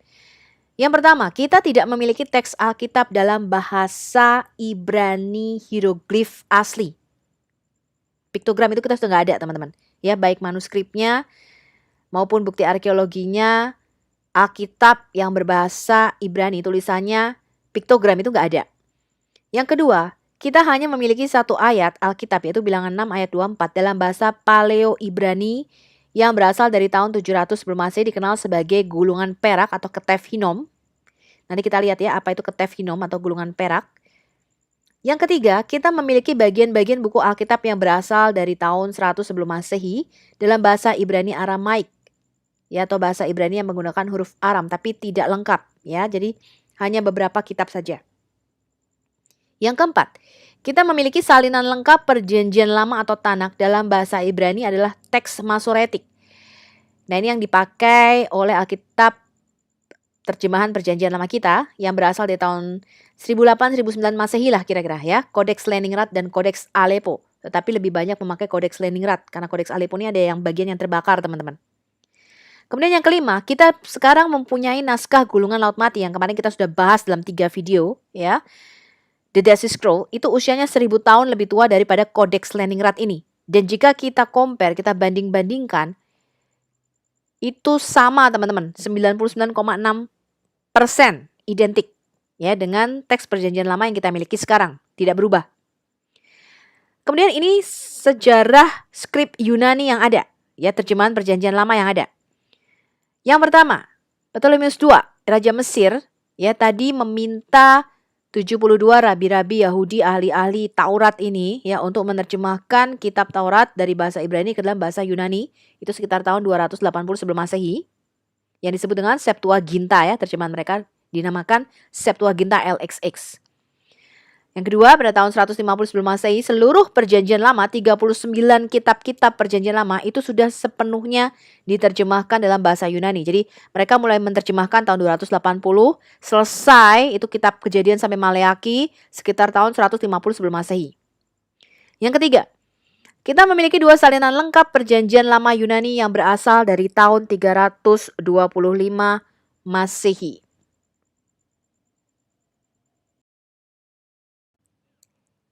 Oke, ini saya tunjukkan adalah Ketef Hinnom atau Silver Scroll atau gulungan perak. Jadi tertulis ayat-ayat Alkitab, berkat-berkat, ya ditulisnya di atas gulungan kertas perak teman-teman. Ya, kemudian kertas perak ini digulung dan dililitkan, dikalungkan di leher seseorang. Jadi ditemukan di mayat seseorang yang ada di kuburan Ketef Hinnom di Israel. Ada 2 gulungan. Yang pertama itu adalah berukuran 27 x 97 mm, jadi kecil. Ada baris yang terputus di sini Yod He Vav ya, kemungkinan adalah Yahweh. Kemudian Maha hilang gitu ya teman-teman ya. Mungkin Maha Besar ya yang memegang perjanjian dan kemurahan terhadap mereka yang mencintai Dia atau mereka yang memuji Dia. Kita nggak tahu pasti tulisannya ya. Mereka yang mematuhi perintah-perintahnya yang abadi dan berkatnya lebih daripada jerat atau kejahatan apapun. Sebab penebusan ada di dalam dirinya. Kemudian untuk Yahweh, our restorer, pembaharu atau pemulih kami, dan our rock atau batu kami. Ya, jadi Yahweh itu adalah batu karang kami. Semoga Yahweh memberkati engkau dan semoga Dia menjaga engkau. Semoga Yahweh membuat wajahnya bersinar, kemudian ada garis yang terputus. Sekarang kita bandingkan teman-teman. Baris ketiga dan keenam ini dengan Keluaran 20 ayat 6, di mana Yahweh menunjukkan belas kasihan kepada ribuan dari mereka yang mengasihi aku dan mematuhi perintahku.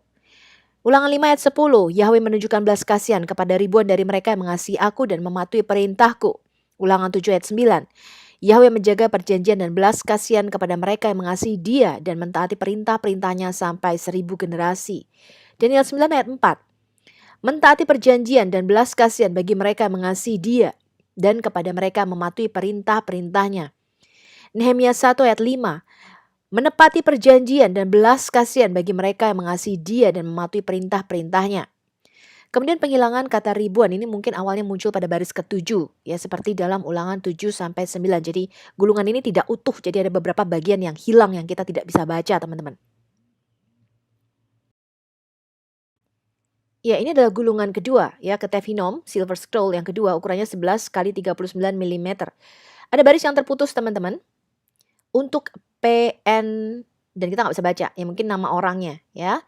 Tulisannya, semoga diberkati oleh Yahweh, sang pahlawan atau penolong dan penghardik kejahatan, ya, atau the rebuker of evil. Yahweh memberkati engkau, Yahweh menjagamu, bersinarlah Yahweh wajahnya atasmu dan memberikan engkau damai. Kemudian ada garis yang terputus. Nah, kita bandingkan baris kelima dan 12 ini dengan Birkat Kohanim. Ya, Birkat Kohanim itu ada di dalam Bilangan 6 ayat 24 sampai 26 ketika Tuhan menyuruh Harun dan para imam itu memberkati Israel, teman-teman. Ya, beginilah hendaknya kamu memberkati orang Israel. Yahweh memberkati engkau dan melindungi engkau. Yahweh menyinari engkau dengan wajahnya dan memberikan engkau kasih karunia. Yahweh menghadapkan wajahnya kepadamu dan memberikan engkau damai sejahtera. Nah, perhatikan bahwa 2 frase yang dicetak miring di atas itu tidak ada pada gulungan ini. Juga perhatikan bahwa semua Bilangan 6 ayat 25 sampai 26 ini mungkin muncul pada Ketef Hinnom yang pertama ya. Pada gulungan pertama tadi setelah baris ke-18, di mana gulungan ini telah hancur. Sifatnya ini sebagai amulet ya, bukan semacam jimat ya, karena orang-orang dulu tuh percaya Ayat-ayat ini ditulis kemudian diikat di tangan, diikat di kepala gitu ya teman-teman. Kalau yang ini dikalungkan di leher ya. Sifatnya adalah apotropaik, jadi menjaga ya, sebagai penjaga gitu loh. Kalau ada ayat ini tuh dijaga sama Tuhan sendiri gitu ya ceritanya ya. Nah di Mazmur 12 ayat 6 sampai 8 mungkin kenapa ayat-ayat Alkitab ini ditulis di dalam gulungan perak teman-teman. Karena dikatakan demikian. Janji Yahweh itu adalah janji yang murni, bagaikan perak yang teruji. 7 kali dimurnikan di dalam dapur peleburan di tanah. Engkau Yahweh yang akan menepatinya. Engkau akan menjaga kami senantiasa terhadap angkatan ini. Orang-orang fasik berjalan kemana-mana sementara kebusukan muncul di antara anak-anak manusia. Selama zaman Abraham, bahasa Ibrani itu adalah bahasa yang diucapkan tapi tanpa naskah tulisan apapun. Jadi kita tidak menemukan bukti arkeologi naskah pada zaman Abraham. Atau alfabetnya, bentuk hurufnya kita tidak tahu. Catatan pertama mengenai tulisan Ibrani itu adalah segel cincin yang diberikan Yehuda kepada Tamar sebagai janji di dalam Kejadian 38. Kontrak hukum yang dibuat pada zaman Abraham itu didasarkan pada ritual seperti meletakkan tangan pada alat kelamin atau pangkal paha. Pada waktu Abraham mengambil sumpah Eliezer untuk mencarikan istri bagi Ishak, ya, maka Abraham meminta Eliezer meletakkan tangannya pada pangkal pahanya dan bersumpah. Atau dengan cara melepas kasut, teman-teman, atau sepatunya. Itu ada di kitab Rut, ya. Kemudian pada zaman pembuangan ke Babel, orang Yahudi itu mulai mengejak kata-kata Ibrani dengan huruf Aram. Jadi mereka mulai berbahasa Aram. Orang Yahudi yang berbahasa Jerman dari abad pertengahan melakukan hal yang sama. Mereka mengganti alfabet Jerman dengan alfabet bahasa Aram. Sekali lagi itu masih Jerman, mereka hanya mengeja kata-kata Jerman dengan alfabet bahasa Aram dan lahirlah bahasa Yiddish. Jadi bahasa Yiddish yang dipakai oleh orang-orang Yahudi itu adalah bahasa Jerman murni yang dieja dalam alfabet bahasa Aram yang sama. Demikian pula abjad Ibrani ketiga itu adalah bahasa Ibrani murni yang dieja dalam abjad Aram yang sama. Kemudian setelah bahasa Ibrani punah kira-kira 300 tahun ya sebelum Masehi, ketika Helenisme Alexander Agung yaitu mempunyai pengaruh yang sangat besar, mereka diharuskan berbahasa Yunani pada waktu itu. Lahirlah alfabet Ibrani keempat, itu diciptakan oleh kaum Masorah. Ya, lahirlah teks-teks Masoretik yang pada tahun 600 sampai 900 Masehi mereka menambahkan yang namanya nikut atau tanda vokal diakritikal ya tanda baca sehingga tahu A I O E O-nya atau huruf hidupnya. Alfabet Ibrani keempat ini dikenal sebagai bahasa Ibrani Masoretik. Dan sekarang ini digunakan di Israel modern mulai tahun 1915 ya ketika populasi massa jadi orang-orang itu dikembalikan lagi ke tanah Israel ya, dikonversi dari bahasa Jerman atau bahasa Yiddish itu ke bahasa Ibrani. Ini adalah perkembangan bahasa yang dipakai oleh orang-orang Yahudi. Pada zaman Abraham mereka menggunakan yang namanya Ibrani Abrahamik. Dari sejak mulai Kejadian 11 ketika di Menara Babel Tuhan mengacaukan bahasa-bahasa manusia. Anak-anak Eber inilah yang berbahasa Ibrani. Makanya Abraham itu disebut Ivri, ya Ivri, keturunan Eber yang berbahasa Ibrani. Kira-kira tertanggal 2275 tahun sebelum Masehi. Ya bahasanya Ibrani, alfabet bentuk hurufnya kita tidak tahu seperti apa, mungkin huruf paku ya. Kemudian tahun 1800 ketika Yusuf di Mesir, dia mengambil piktogram daripada huruf-huruf Mesir dikonversi ke dalam piktogram Ibrani, lahirlah huruf alfabet sejati pertama di dunia teman-teman. Yang namanya adalah Ibrani hieroglif atau piktogram Ibrani. Dipakai kira-kira dari tahun 1859 sampai zaman Nabi Samuel 1050-an. Bahasanya Ibrani, alfabetnya adalah gambar-gambar, ya alfabet Ibrani pertama. Pada zaman Nabi Samuel, piktogram yang gambar ini tadi berubah menjadi huruf Ibrani kuno yang disebut dengan Paleo Hebrew. Sekitar tahun 1050 sampai 458 sebelum Masehi sampai zaman mereka masuk ke pembuangan ya. Bahasanya Ibrani, alfabetnya Ibrani. Nah di zaman pembuangan teman-teman mereka menggunakan Ibrani kota yang dikanonisasi atau distandarisasi oleh Imam Ezra. Yang disebut dengan Syria Aramaik ya karena mereka udah tercampur, mereka berbahasa Aramaik pada waktu itu, alfabetnya juga alfabet Aramaik. Ibrani Aramaik atau Ibrani kota ya dipakai juga. Jadi mereka juga berbahasa Ibrani dan berbahasa Aramaik ya, alfabetnya mereka ganti dengan huruf yang namanya Ibrani kotak atau Ibrani Aramaik. Kemudian tahun 300-an sebelum Masehi, tadi di mana Helenisme atau pengaruh Yunani Alexander Agung ini berkembang begitu pesat. Kira-kira tahun 333 sebelum Masehi sampai 200 tahun Masehi, mereka menggunakan bahasa Yunani. Sampai zaman Yesus, itu orang-orang kebanyakan berbahasa Aramaik ataupun berbahasa Yunani, teman-teman. Jadi orang-orang Yahudi yang di luar Yudea, itu mereka bahasanya bahasa Yunani. Makanya Alkitab Perjanjian Baru kita pada zaman Yesus itu ditulis dalam bahasa Yunani. Nah, kemudian kembali lagi nih, mereka menggunakan bahasa Ibrani. Lahirlah teks-teks Masoretik. Ya, kaum Masorah ini membuat huruf Ibrani modern. Dan tahun 600 Masehi mereka menambahkan tadi apa? Tanda baca atau nikut, ya, diakritical. Bahasanya kembali lagi ke bahasa Ibrani, alfabetnya alfabet Aramaik. Sampai sekarang, teman-teman. Ya, ini huruf-huruf yang ditemukan oleh kaum Masorah ini digunakan di Israel modern yang sekarang. Ya, kemudian ketika orang-orang Yahudi dari seluruh dunia mulai balik lagi ke tanah perjanjian, mereka menggunakan bahasa Yiddish atau Ibrani Jerman. Ini juga dikonversi menjadi bahasa Jerman tapi ke Yahudi-Yahudian gitu ya. Jadi bahasanya bahasa Jerman tapi alfabetnya Aramaik. Ya, jadi mereka sudah tercampur. Itu kira-kira tahun 900 Masehi sampai sekarang. Jadi bahasa Ibrani yang ada di Israel modern sekarang ini merupakan juga bahasa campuran ya. Tapi ini yang sangat luar biasa, teman-teman. Jadi bahasa yang sudah punah itu bisa dikembalikan lagi. Ini mujizat dari Tuhan. Ya, ini mujizat dari Tuhan. Bahasa Ibrani yang sudah punah itu sekarang ini bisa dikembalikan sehingga generasi Israel yang baru ini sekarang bisa lagi berbahasa Ibrani, teman-teman. Ya, ini kalau kita lihat perkembangan tulisan atau huruf alfabetnya ya, teman-teman ya. Ini adalah piktogram atau alfabet Mesir, teman-teman. Ya, jadi huruf-huruf alfabet Mesir di sini. Kemudian sekitar tahun 1800-an sebelum Masehi diambil oleh Yusuf 22 hurufnya itu. Iya, dia menambahkan sendiri vokalnya, teman-teman. Jadi Aleph ya, yang gambarnya kepala sapi, dia beri nama Aleph ya. Beit, rumah, itu jadi Bey ya, Beit ya. Gimel, Dalet, Hey itu berhubungan dengan behold atau lihatlah atau sesuatu yang berhubungan dengan revelation, pewahyuan ya, atau ruah atau Roh Kudus ya, itu selalu berhubungan dengan angka kelima ini. Kemudian Vav yang bentuknya seperti paku itu, teman-teman. Ya, Anda lihat di situ ada Lamet, ya, ada Mayim. Dan kemudian oleh Nabi Samuel menjadi huruf Paleo Ibrani yang seperti ini. Ya, jadi Alef sampai Taf ya. Kalau Anda lihat yang paling bawah itu adalah Taf yang bentuknya seperti salib ya, atau seperti tanda X silang ya, yang artinya adalah perjanjian atau covenant ya, atau mark atau sign ya, atau tanda. Nah, kemudian Ibrani modern yang sekarang itu bentuknya seperti ini yang ditemukan oleh kaum Masorah, teman-teman. Ya, tuh Aleph, Bet, Gimel, Dalet, Hey ya, kalau Anda lihat Vav itu yang modern yang sekarang dipakai ya.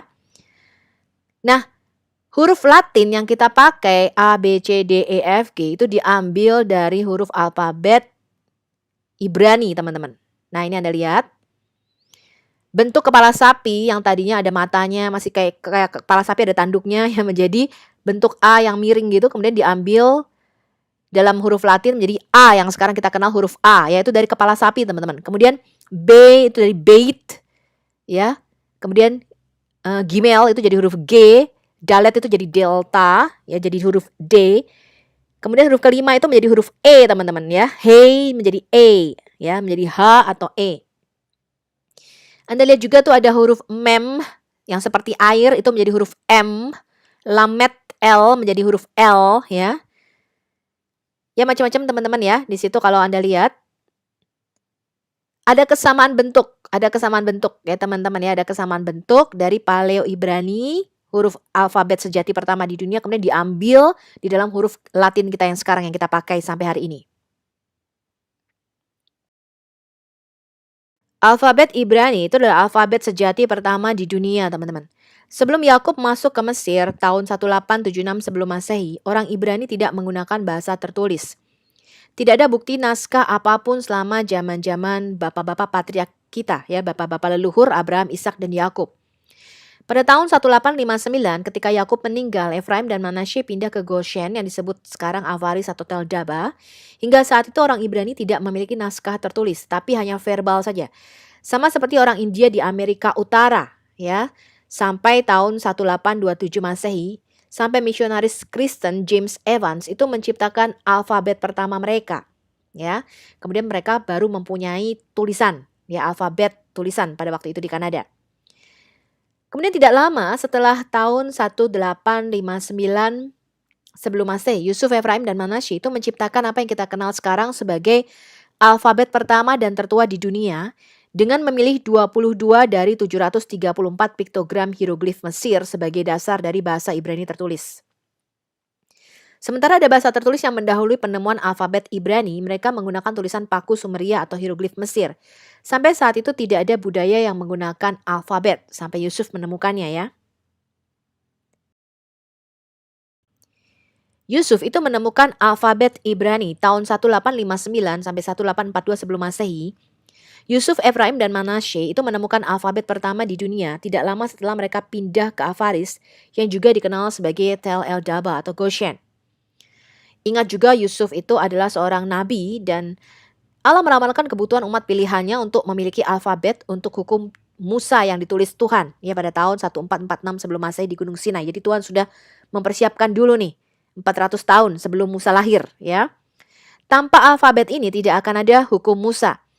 Alfabet itu diciptakan oleh Yusuf, Efraim, dan Manasye dan menjadi standar sepenuhnya ke dalam apa yang kita kenal sekarang sebagai Ibrani Mosaik atau Paleo Hebrew. Yang sebelumnya diperkirakan bahwa bahasa Ibrani itu berasal dari beberapa alfabet Proto-Kanaan atau Fenisia. Tetapi ini sekarang salah teman-teman. Bahasa Ibrani itu adalah alfabet pertama dan tertua di dunia. Semua huruf lain termasuk Fenisia, Latin, Arab, dan Inggris itu menyalin dari alfabet Ibrani asli. Dan tidak sulit untuk dibuktikan, ini adalah salah satunya. Peneliti Kanada, teman-teman, Dr. Douglas Petrovich itu adalah orang pertama dalam sejarah yang menerjemahkan 16 prasasti Sinai yang kita sebut dengan Sinai Inscriptions dan semuanya dimulai ketika dia menyadari itu adalah dalam bahasa Ibrani kuno. Nah, ini membantah anggapan sebelumnya bahwa Fenisia itu adalah alfabet pertama dan membuktikan tanpa keraguan bahwa Fenisia berasal langsung dari bahasa Ibrani yang notabene adalah alfabet Proto-Kanaan yang sebenarnya. Buku Dr. Douglas ini mendapat hadiah Nobel Prize, teman-teman. Ya, Anda bisa lihat di situ. Judulnya adalah The World's Oldest Alphabet. Ya, dari Dr. Douglas Petrovich, di mana dia menemukan bahwa huruf Ibrani lah yang paling tua, lebih tua daripada huruf Fenisia. Jadi Yusuf, Manasye, dan Efraim ya, itu memilih 22 simbol dari 734 huruf simbol hieroglif Mesir sebagai alfabet kumpulan karakter mereka. Satu untuk masing-masing 22 suara fonik di dalam bahasa Ibrani. Jadi meskipun masing-masing dari 22 hieroglif Mesir ini memiliki kata Mesir yang terkait dengannya, orang-orang Ibrani itu mengabaikannya dan mereka memasukkan kata Ibrani yang sesuai untuk mewakili hieroglif tersebut. Huruf pertama dari setiap gambar itu mewakili suara di dalam alfabet atau akrofoni mereka. Sebagai contoh, kata Mesir untuk sapi itu adalah K. Lambangnya kepala sapi. Tetapi kata Ibrani untuk sapi adalah Aleph. Jadi bentuk hurufnya sama, kepala sapi, tetapi orang Muslim membacanya K, orang Ibrani membacanya dengan Aleph. Ya. Hieroglif Mesir untuk sapi itu adalah kepala sapi dengan tanduk yang diucapkan K. Tetapi kata Ibrani untuk sapi itu adalah Aleph ya. Kata huruf atau bunyi pertama adalah A. Kepala lembu atau kepala sapi itu menjadi simbol untuk huruf Ibrani A. Kita dapat membuktikan bahwa bahasa Ibrani itulah alfabet asli karena merupakan satu-satunya alfabet di dunia di mana simbol-simbol fonogram itu bersesuaian dengan 22 huruf alfabet. Dalam semua bahasa lain, koneksi akrofonik antara piktogram, antara gambar dan huruf alfabetnya itu terputus. Misalnya nih, seekor sapi itu mewakili huruf A karena itu adalah huruf pertama untuk kata Ibrani, untuk sapi adalah Aleph. Dalam bahasa Inggris, koneksi fonik ini terputus karena kata sapi dalam bahasa Inggris ini adalah cow, teman-teman, ya, yang adalah huruf C. Namun huruf pertama alfabet Inggris itu adalah A, ya. Bahkan hari ini itu adalah simbol rotasi 180 derajat dari kepala sapi dengan tanduk. Ya, jadi huruf A itu kan kepala sapi dengan tanduk, tadi kita lihat. Tetapi bahasa Inggrisnya sapi itu kan bukan alef, teman-teman. Cow gitu ya, dimulai dengan huruf C ya. Nah, apa itu piktogram? Piktogram itu adalah gambar yang diambil untuk mewakili suatu objek atau keseluruhan kata atau objek tersebut. Cina, Mesir, dan Sumeria itu memakai piktogram ini, teman-teman. Fonogram itu adalah gambar yang mewakili suatu suara yang sesuai dengan suara pertama dari objeknya, akrofoni. Nah, hanya alfabet Ibrani lah yang piktogram dan fonogramnya itu sama. Ya. Apa itu ekogram? Ekogram itu adalah 22 karakter abjad Ibrani yang digunakan dalam semua bahasa non-Ibrani seperti Inggris, Arab, dan Latin, di mana koneksi akrofonik aslinya ini terputus.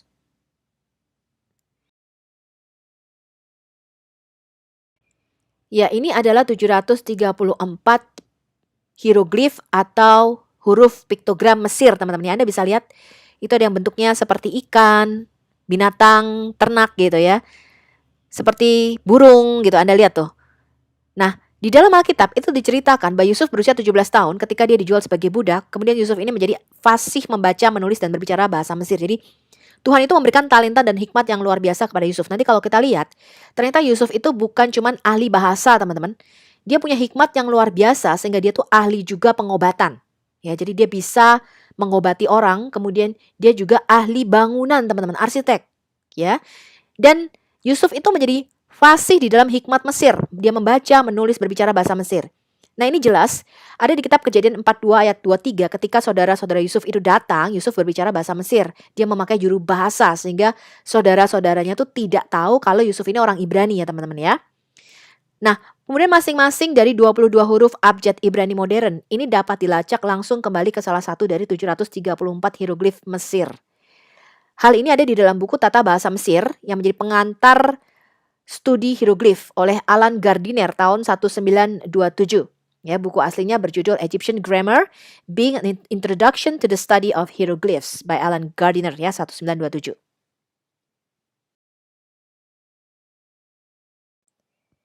Sekarang kita lihat piktogram atau hieroglif Cina. Bahasa Cina itu tidak memiliki alfabet tetapi menggunakan satu simbol atau piktogram untuk seluruh katanya.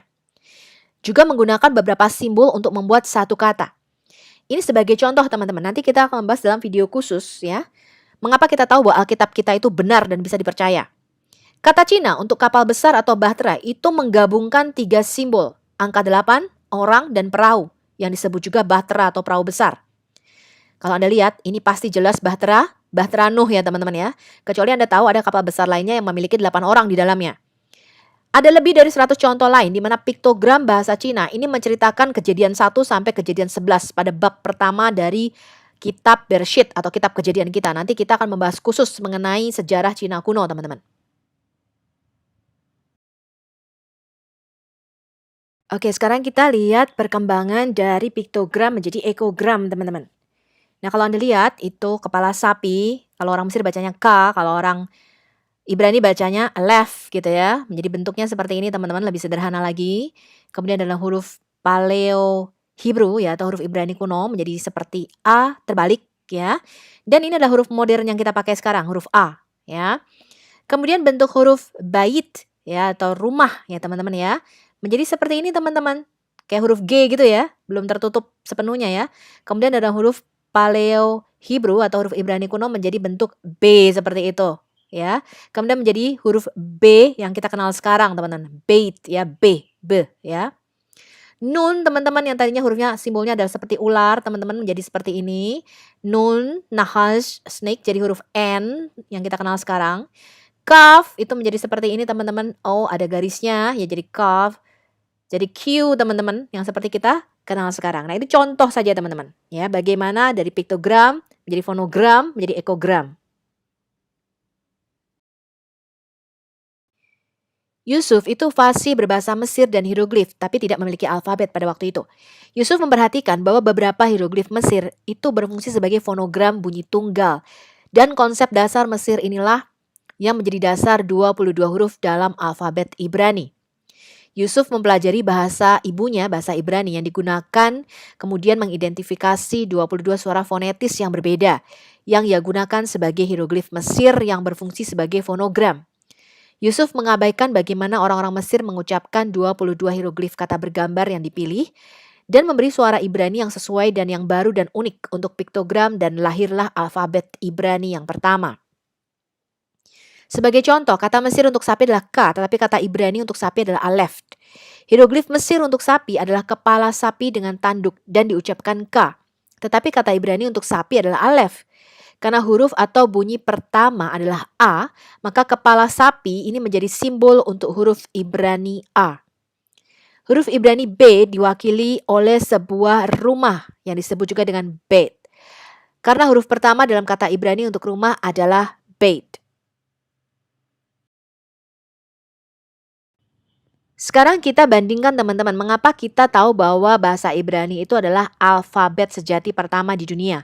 Sementara bahasa Ibrani itu adalah proto-alfabet asli dari mana semua abjad lain diturunkan.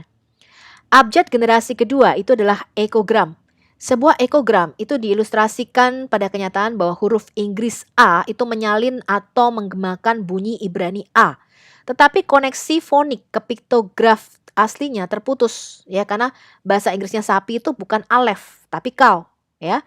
Piktograf asli yang mendasari huruf Ibrani A itu adalah kata Aleph, tapi kata bahasa Inggris untuk sapi adalah Kau. Jika bahasa Inggris adalah alfabet sejati pertama, maka piktogram untuk seekor sapi itu akan mewakili huruf C. Ini adalah bagaimana kita dapat membuktikan bahwa bahasa Ibrani itu adalah alfabet pertama dan asli dari mana semua alfabet lain itu diturunkan. Karena bunyi fonik dari setiap huruf itu sesuai dengan piktogram hanya ada di dalam bahasa Ibrani. Bahasa Ibrani adalah satu-satunya alfabet di bumi yang menggunakan fonogram, di mana semua huruf lain menggunakan ekogram yang dipinjam dari bahasa Ibrani. Ya, sebagai contoh, bahasa alfabet Latin kita yang sekarang ini kita gunakan, teman-teman ya. Contohnya nih A, C, T. Ya, fonogramnya itu adalah apple, cow, tree, teman-teman. Ya, kata-katanya adalah seperti itu, apple, cow, tree. Kalau kita menggunakan bahasa Inggris, ya, untuk mengeja kata kucing misalnya cat, kita akan menulisnya dengan sapi, apel, dan pohon gitu loh teman-teman. Ya, jadi di sini dengan cara sederhana kita dapat membuktikan bahwa abjad lainnya termasuk bahasa Inggris ya, atau huruf-huruf letter ya, alfabet di dalam bahasa Inggris itu memakai atau mengambil dari huruf-huruf alfabet Ibrani, teman-teman.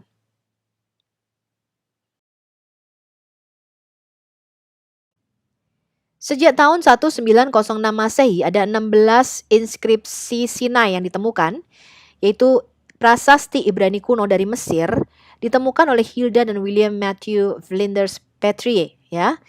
Ada di 4 lokasi, di Serabit El Kadim, kemudian ada di Wadi Nasba, Wadi El Hol, dan di Lahun. Mereka tahu itu adalah naskah kuno, tapi tidak dapat memecahkan kodenya, bagaimana cara membacanya teman-teman. Selama 100 tahun ya, sampai kemudian untuk pertama kalinya tadi diterjemahkan oleh Dr. Douglas Petrovich ya, tahun 2015 dia menulis bukunya yang mendapat hadiah Nobel tadi ya. Dr. Douglas Petrovich itu mendokumentasikan di dalam bukunya berjudul Ibrani Alfabet Tertua di Dunia, dan bahwa semua huruf modern itu berasal dari alfabet Ibrani, termasuk bahasa Inggris. Petrovich itu mampu menerjemahkan untuk pertama kalinya 16 prasasti kuno di gudang museum yang sudah selama lebih dari 100 tahun kita tidak tahu tulisannya apa itu ya. Ini adalah prasasti Sinai 361 sebagai contoh dari 16 prasasti Ibrani tertua yang ditemukan dan berasal dari tahun 1446 sebelum Masehi. Terjemahannya seperti ini teman-teman. Perbudakan yang mengikat kami membelit. Kemudian Musa itu melakukan hal-hal yang ajaib. Ya, jadi ini bicara tentang 10 tulah Mesir ya teman-teman ya. Ini adalah tahun yang luar biasa karena sang dewi atau the lady. Jadi orang-orang Ibrani pada waktu itu menyembah yang namanya Dewi Sapi teman-teman, atau disebut juga Dewi Hathor yang bentuknya sapi. Makanya ketika Musa kemudian gak turun-turun di Gunung Sinai, mereka membuat anak lembu emas ya. Ini sebagai lambang daripada Dewi Hathor teman-teman. Ya, ini diterjemahkan oleh Dr. Douglas Petrovich, inskripsi Sinai 361 ini. Oke, apa yang sudah kita pelajari teman-teman? Kita sekarang tahu ada 4 manuskrip alfabet Ibrani yang berbeda. Berkat talenta penerjemah Dr. Douglas Petovitz, ini mengubah sejarah asal-muasal alfabet.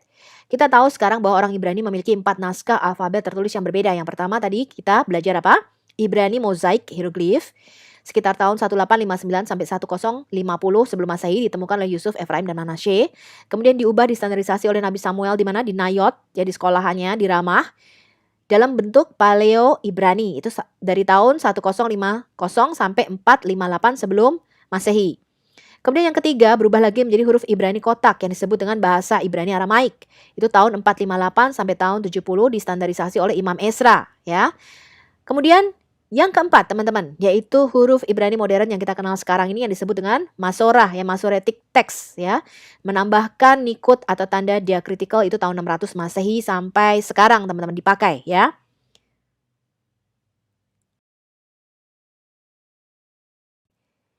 Nah, ini adalah huruf-huruf Ibrani modern yang digunakan sekarang di Israel ya teman-teman.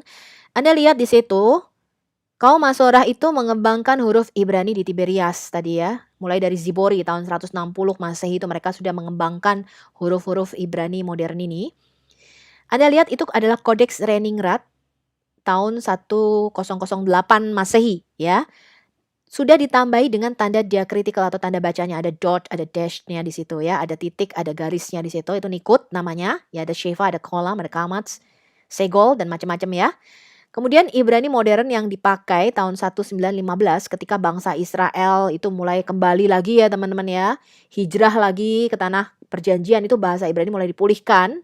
Ya, mereka menggunakan huruf Ibrani yang modern sekarang ini teman-teman. Seperti itu bentuknya. Ini adalah mosaik hieroglif Ibrani yang digunakan oleh Musa. Jadi ini adalah alfabet asli daripada 10 perintah Allah. Ditulisnya seperti itu teman-teman. Ya, dengan piktogram atau dengan gambar-gambar. Jadi 10 perintah Allah itu ditulis Tuhan di dalam bahasa Ibrani hieroglif pada 2 loh batu. Di samping itu adalah kitab Taurat. Ya, itu juga ditulis Musa di dalam huruf piktogram seperti itu yang diletakkan di samping tabut perjanjian teman-teman. Ya. Oke, ini kalau kita lihat timeline dari zaman Abraham sampai zaman Musa, teman-teman ya. Terah itu lahirnya kira-kira 2296 sebelum Masehi, kemudian Abraham itu lahir pada waktu Terah berusia 130 tahun. Jadi bukan pada waktu Terah berusia 70 tahun ya. Kalau Alkitab kita masih menggunakan Terah berusia 70 tahun. Nanti ada miss teman-teman ya. Karena Abraham itu keluar dari Haran ketika Terah sudah mati. Terah berusia 205 tahun dan Abraham keluar dari Haran itu usia 75 tahun. Itu pada tahun 2100 sebelum Masehi. Kemudian Ismail lahir, teman-teman ya, ketika Abraham berusia 86 tahun, tahun 2080 sebelum Masehi. Kemudian Ishak itu 14 tahun kemudian lahir tahun 2066 sebelum Masehi ketika Abraham berusia 100 tahun. Ishak menikahi Ribkah itu tahun 2028, kemudian Sarah mati tahun 2029. Kemudian Yakub dan Esau lahir tahun kira-kira 2006 sebelum Masehi. Abraham kemudian mati pada usia 175 tahun, itu kira-kira tahun 1991 sebelum Masehi. Kejadian penting lainnya adalah lahirnya Yusuf, teman-teman. Ya, Yusuf itu lahir kira-kira tahun 1916 sebelum Masehi. Yusuf ke Mesir dan mengartikan mimpi daripada Firaun pada waktu itu bernama Sesostris I, ya, Firaun yang berkuasa pada waktu zaman Yusuf. Kemudian Yakub dan seluruh rumahnya, keluarganya kira-kira 75 orang itu mengungsi ke Mesir. Kemudian mereka beranak pinak di Mesir gitu ya selama 400 tahun lebih sampai zaman Musa lahir, ya. Kemudian Musa itu memimpin bangsa Israel keluar dari Mesir yang disebut dengan Exodus. Itu kira-kira tahun 1446 pada zaman Firaun Tutmosis III. Jadi Firaun yang berkuasa pada waktu itu adalah Tutmosis III. Beberapa sarjana mengklaim adalah Ramses II, tapi saya memakai yang Tutmosis III ya. Kalau Ramses II itu kira-kira 1300-an, itu kurang pas teman-teman. Nanti kalau kita belajar kita lihat ya, itu kurang pas kalau disebut Ramses II. Tapi yang tepat adalah Tutmosis III ya. Kemudian Yosua itu menyeberangi sungai Yordan kira-kira 1406 sebelum Masehi. Pada zaman Abraham, Ayub, Yakub, dan bahkan Boas, yaitu di kitab Rut, orang-orang itu membuat perjanjian itu tidak menggunakan dokumen tertulis, tapi melakukan ritual. Pada zaman Ayub, kira-kira 2100 tahun sebelum Masehi, ya, Ayub itu hidup kira-kira pada zaman yang sama dengan Abraham. Dia menggunakan cincin meterai atau bula untuk perjanjian. Kemarin kita sudah belajar itu bula itu semacam stempel atau meterai ya. Stempel meterai itu tidak untuk menyegel dokumen tertulis pada waktu itu. Referensinya ada di Ayub 38 ayat 14. Ya, bumi itu berubah seperti tanah liat yang dimeteraikan dan mereka seperti pakaian usang. Jadi tanah liat kemudian dicampur dengan air gitu ya teman-teman ya. Kemudian sebelum kering itu mereka memahat dengan benda tajam. Kemudian mereka membakarnya sampai menjadi keras. Dan ini digunakan sebagai meterai pada waktu itu. Ya. Pada tahun 2091 sebelum Masehi, Tuhan itu membuat yang namanya perjanjian darah dengan Abraham, yang disebut juga dengan karat. Anda bisa membaca referensinya pada Kejadian 15. Allah berfirman kepada Abraham, bawakan aku seekor lembu berumur 3 tahun, seekor kambing betina berumur 3 tahun, seekor domba jantan berumur 3 tahun, seekor burung tekukur, dan seekor merpati muda. Kemudian diambilnya semua itu bagi Yahweh. Abraham memotong mereka menjadi 2 dan meletakkan setiap bagiannya di samping yang lain, tetapi tidak memotong burung-burung itu. Perjanjian ini namanya karat atau untuk membelah atau to cut off ya, atau untuk memotong. Ketika matahari telah terbenam dan hari menjadi gelap, maka kelihatanlah perapian yang berasap beserta suluh yang berapi lewat di antara potongan-potongan daging itu. Pada hari itulah Yahweh mengadakan perjanjian dengan Abram dan berkata kepada keturunanmu lah akan kuberikan negeri ini. Jadi orang-orang zaman Semitik ya, zaman Abraham itu ketika mereka membuat perjanjian, mereka memotong hewan itu menjadi 2 bagian. Kemudian kedua orang ini akan berjalan membentuk huruf 8, teman-teman, membentuk angka 8. Ya, kedua orang ini akan berjalan melewati potongan-potongan daging itu.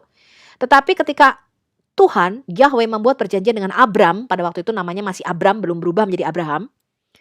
Tuhan sendirilah yang berjalan melewati potongan-potongan daging itu dalam bentuk suluh yang berasap. Jadi Tuhan itu ditampakkan seperti api gitu ya, seperti api, seperti suluh gitu ya, obor gitu teman-teman ya. Abram tidak melewati potongan-potongan daging itu teman-teman. Jadi ini semacam perjanjian sepihak. Ya, Tuhan mengatakan aku akan mengikat perjanjian denganmu bahwa tanah Kanaan ini akan kuberikan kepada keturunanmu. Wow, dahsyat ya Tuhan itu. Luar biasa. Nanti kita melihat apa itu karat atau perjanjian darah.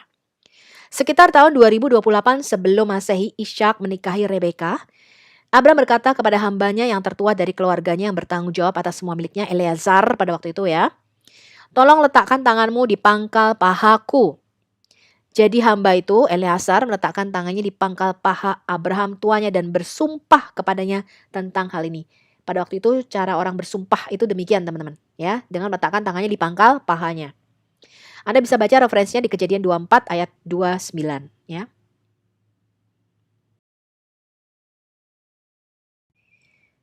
Nah, pada tahun 1859 sebelum Masehi, ketika Yakub mati, ketika hampir waktunya bahwa Israel akan mati, dipanggilnya lah anaknya Yusuf berkata kepadanya, jika aku mendapat kasihmu, letakkanlah kiranya tanganmu di bawah pangkal pahaku dan bersumpahlah bahwa engkau akan menunjukkan kasih dan setia kepadaku. Janganlah kiranya kuburkan aku di Mesir. Ya, jadi cara mereka mengambil sumpah adalah dengan cara meletakkan tangannya di bawah pangkal pahanya. Hal ini Anda bisa baca di Kejadian 47 ayat 29. Pada tahun 1446 sebelum Masehi, hukum Musa mengatakan demikian. Kemudian para tua-tua kotanya haruslah memanggil orang itu dan berbicara dengan dia. Jika ia tetap berpendirian dengan mengatakan, aku tidak suka mengambil dia menjadi istri, maka haruslah istri saudaranya itu datang kepadanya di hadapan para tua-tua, menanggalkan kasut orang itu dari kakinya, meludahi mukanya sambil menyatakan, beginilah harus dilakukan kepada orang yang tidak mau membangun keturunan saudaranya.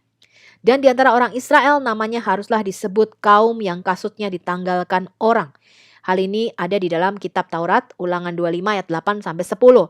Sehingga pada saat Boas mau menikahi Rut, ya, dia mengambil sumpah sang penebus atau sang goel itu dengan cara tukar-menukar kasut ini teman-teman ya. Pada tahun 1283 sebelum Masehi, Boas menikahi Rut. Dikatakan seperti ini teman-teman ya. Beginilah kebiasaan dahulu di Israel dalam hal menebus dan menukar. Setiap kali orang hendak menguatkan suatu perkara, maka seorang menanggalkan kasutnya sebelah dan memberikannya kepada yang lain. Demikianlah caranya orang mensahkan perkara di Israel. Lalu penebus atau goel itu berkata kepada Boas, engkau saja yang membelinya. Jadi dia tidak mau menikahi Rut ya. Dan ditanggalkannya lah kasutnya. Hal ini dicatat di dalam Rut 4 ayat 7 sampai 8. Ruth ini yang menjadi nenek moyang daripada Raja Daud. Pada tahun 600 sebelum Masehi, pada saat perjanjian Yeremia ditulis pada papirus, kemudian digulung ya papirusnya, diikat dengan tali, kemudian disegel dengan bula tanah liat di atas simpul tali untuk jaminan. Jadi pada tahun 600 sebelum Masehi itu mereka sudah mulai menggunakan yang namanya bula ya. Kemarin kita sudah belajar apa itu bula ya. Ya, ini kita mengenal sedikit huruf Ibrani. Ini dalam bentuk piktogram yang ditemukan oleh Yusuf ya, teman-teman ya. Anda lihat tuh bentuk hurufnya seperti itu ya, alef, bet, gimel, dalet, hey, vav, zayin ya.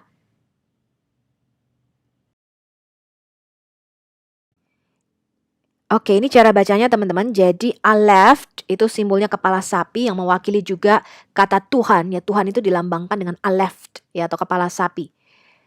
Atau kekuatan pemimpin ya bisa juga diwakili dengan huruf alef ini. Bait itu mewakili rumah teman-teman. Gimel itu unta atau kaki ya. Dalet itu pintu ya, pathway ya, pintu ya. Kemudian hey itu juga mewakili ruah atau angin ya, spirit, roh atau angin atau behold ya, lihatlah, pewahyuan itu pakai hey ya. Vav itu kemarin kita sudah belajar apa? Paku. Zayin itu untuk membajak atau untuk to cut off ya, untuk membelah. Cat, that, yod itu mewakili simbol tangan, pekerjaan ya atau suatu perbuatan. Kaf itu adalah telapak tangan yang terbuka untuk memberkati. The palm of hand to open ya. Lamet itu adalah tongkat gembala yang menjadi huruf L sekarang ya. Mem itu adalah air atau kekacauan teman-teman, seperti huruf M ya.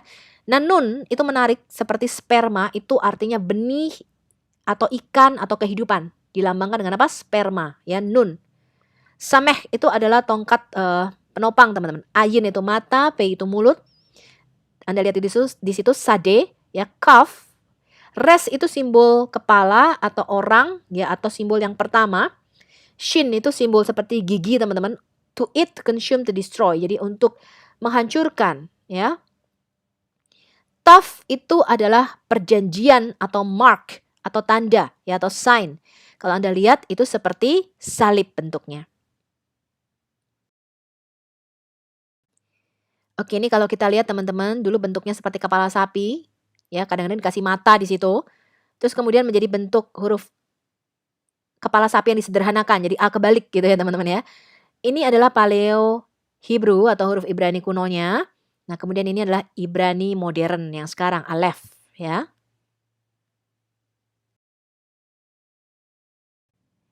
Kalau kita lihat teman-teman, huruf Latin yang kita pakai sekarang ini tidak jauh beda ya dengan huruf Ibrani kuno. A yang sekarang kita pakai itu dari Aleph, ya bentuknya tetap kepala sapi dengan dua tanduknya. B, beh, ya dari bait, ya dari rumah. G dari gimel, D dari dalet, ya. Kemudian E jadi H atau E, ya. Masih sama ya teman-teman ya. Kaf jadi K, lamet jadi L, mem jadi M, nun jadi N, ya sameh jadi S. Ya tadi kalau kita lihat bentuk-bentuknya masih sama. Tetapi yang menarik teman-teman, huruf Ibrani ini juga mewakili angka. Yang saya kasih kotak merah, ini yang namanya gematria. Jadi Aleph itu mewakili angka 1, Beit angka 2, Gimel angka 3, Dalet angka 4, He itu angka 5. Nah ini semua ada artinya teman-teman ya. Ini mau mirip dengan huruf Arab. Betul ya teman-teman ya, huruf Arab juga mempunyai angka-angka, mewakili angka-angka di belakangnya. Ini perubahan dari piktogram, ya huruf Ibrani menjadi huruf Ibrani yang modern sekarang kalau kita lihat. Bentuk hurufnya mulai Anda lihat itu ada perubahan.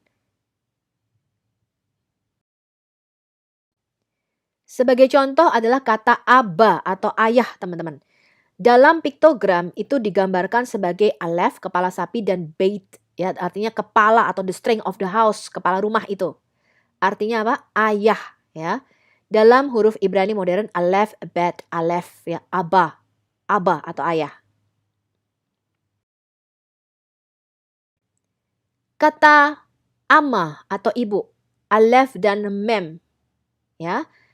Alef, mem, alef, amma dalam bahasa Ibrani yang modern sekarang ini.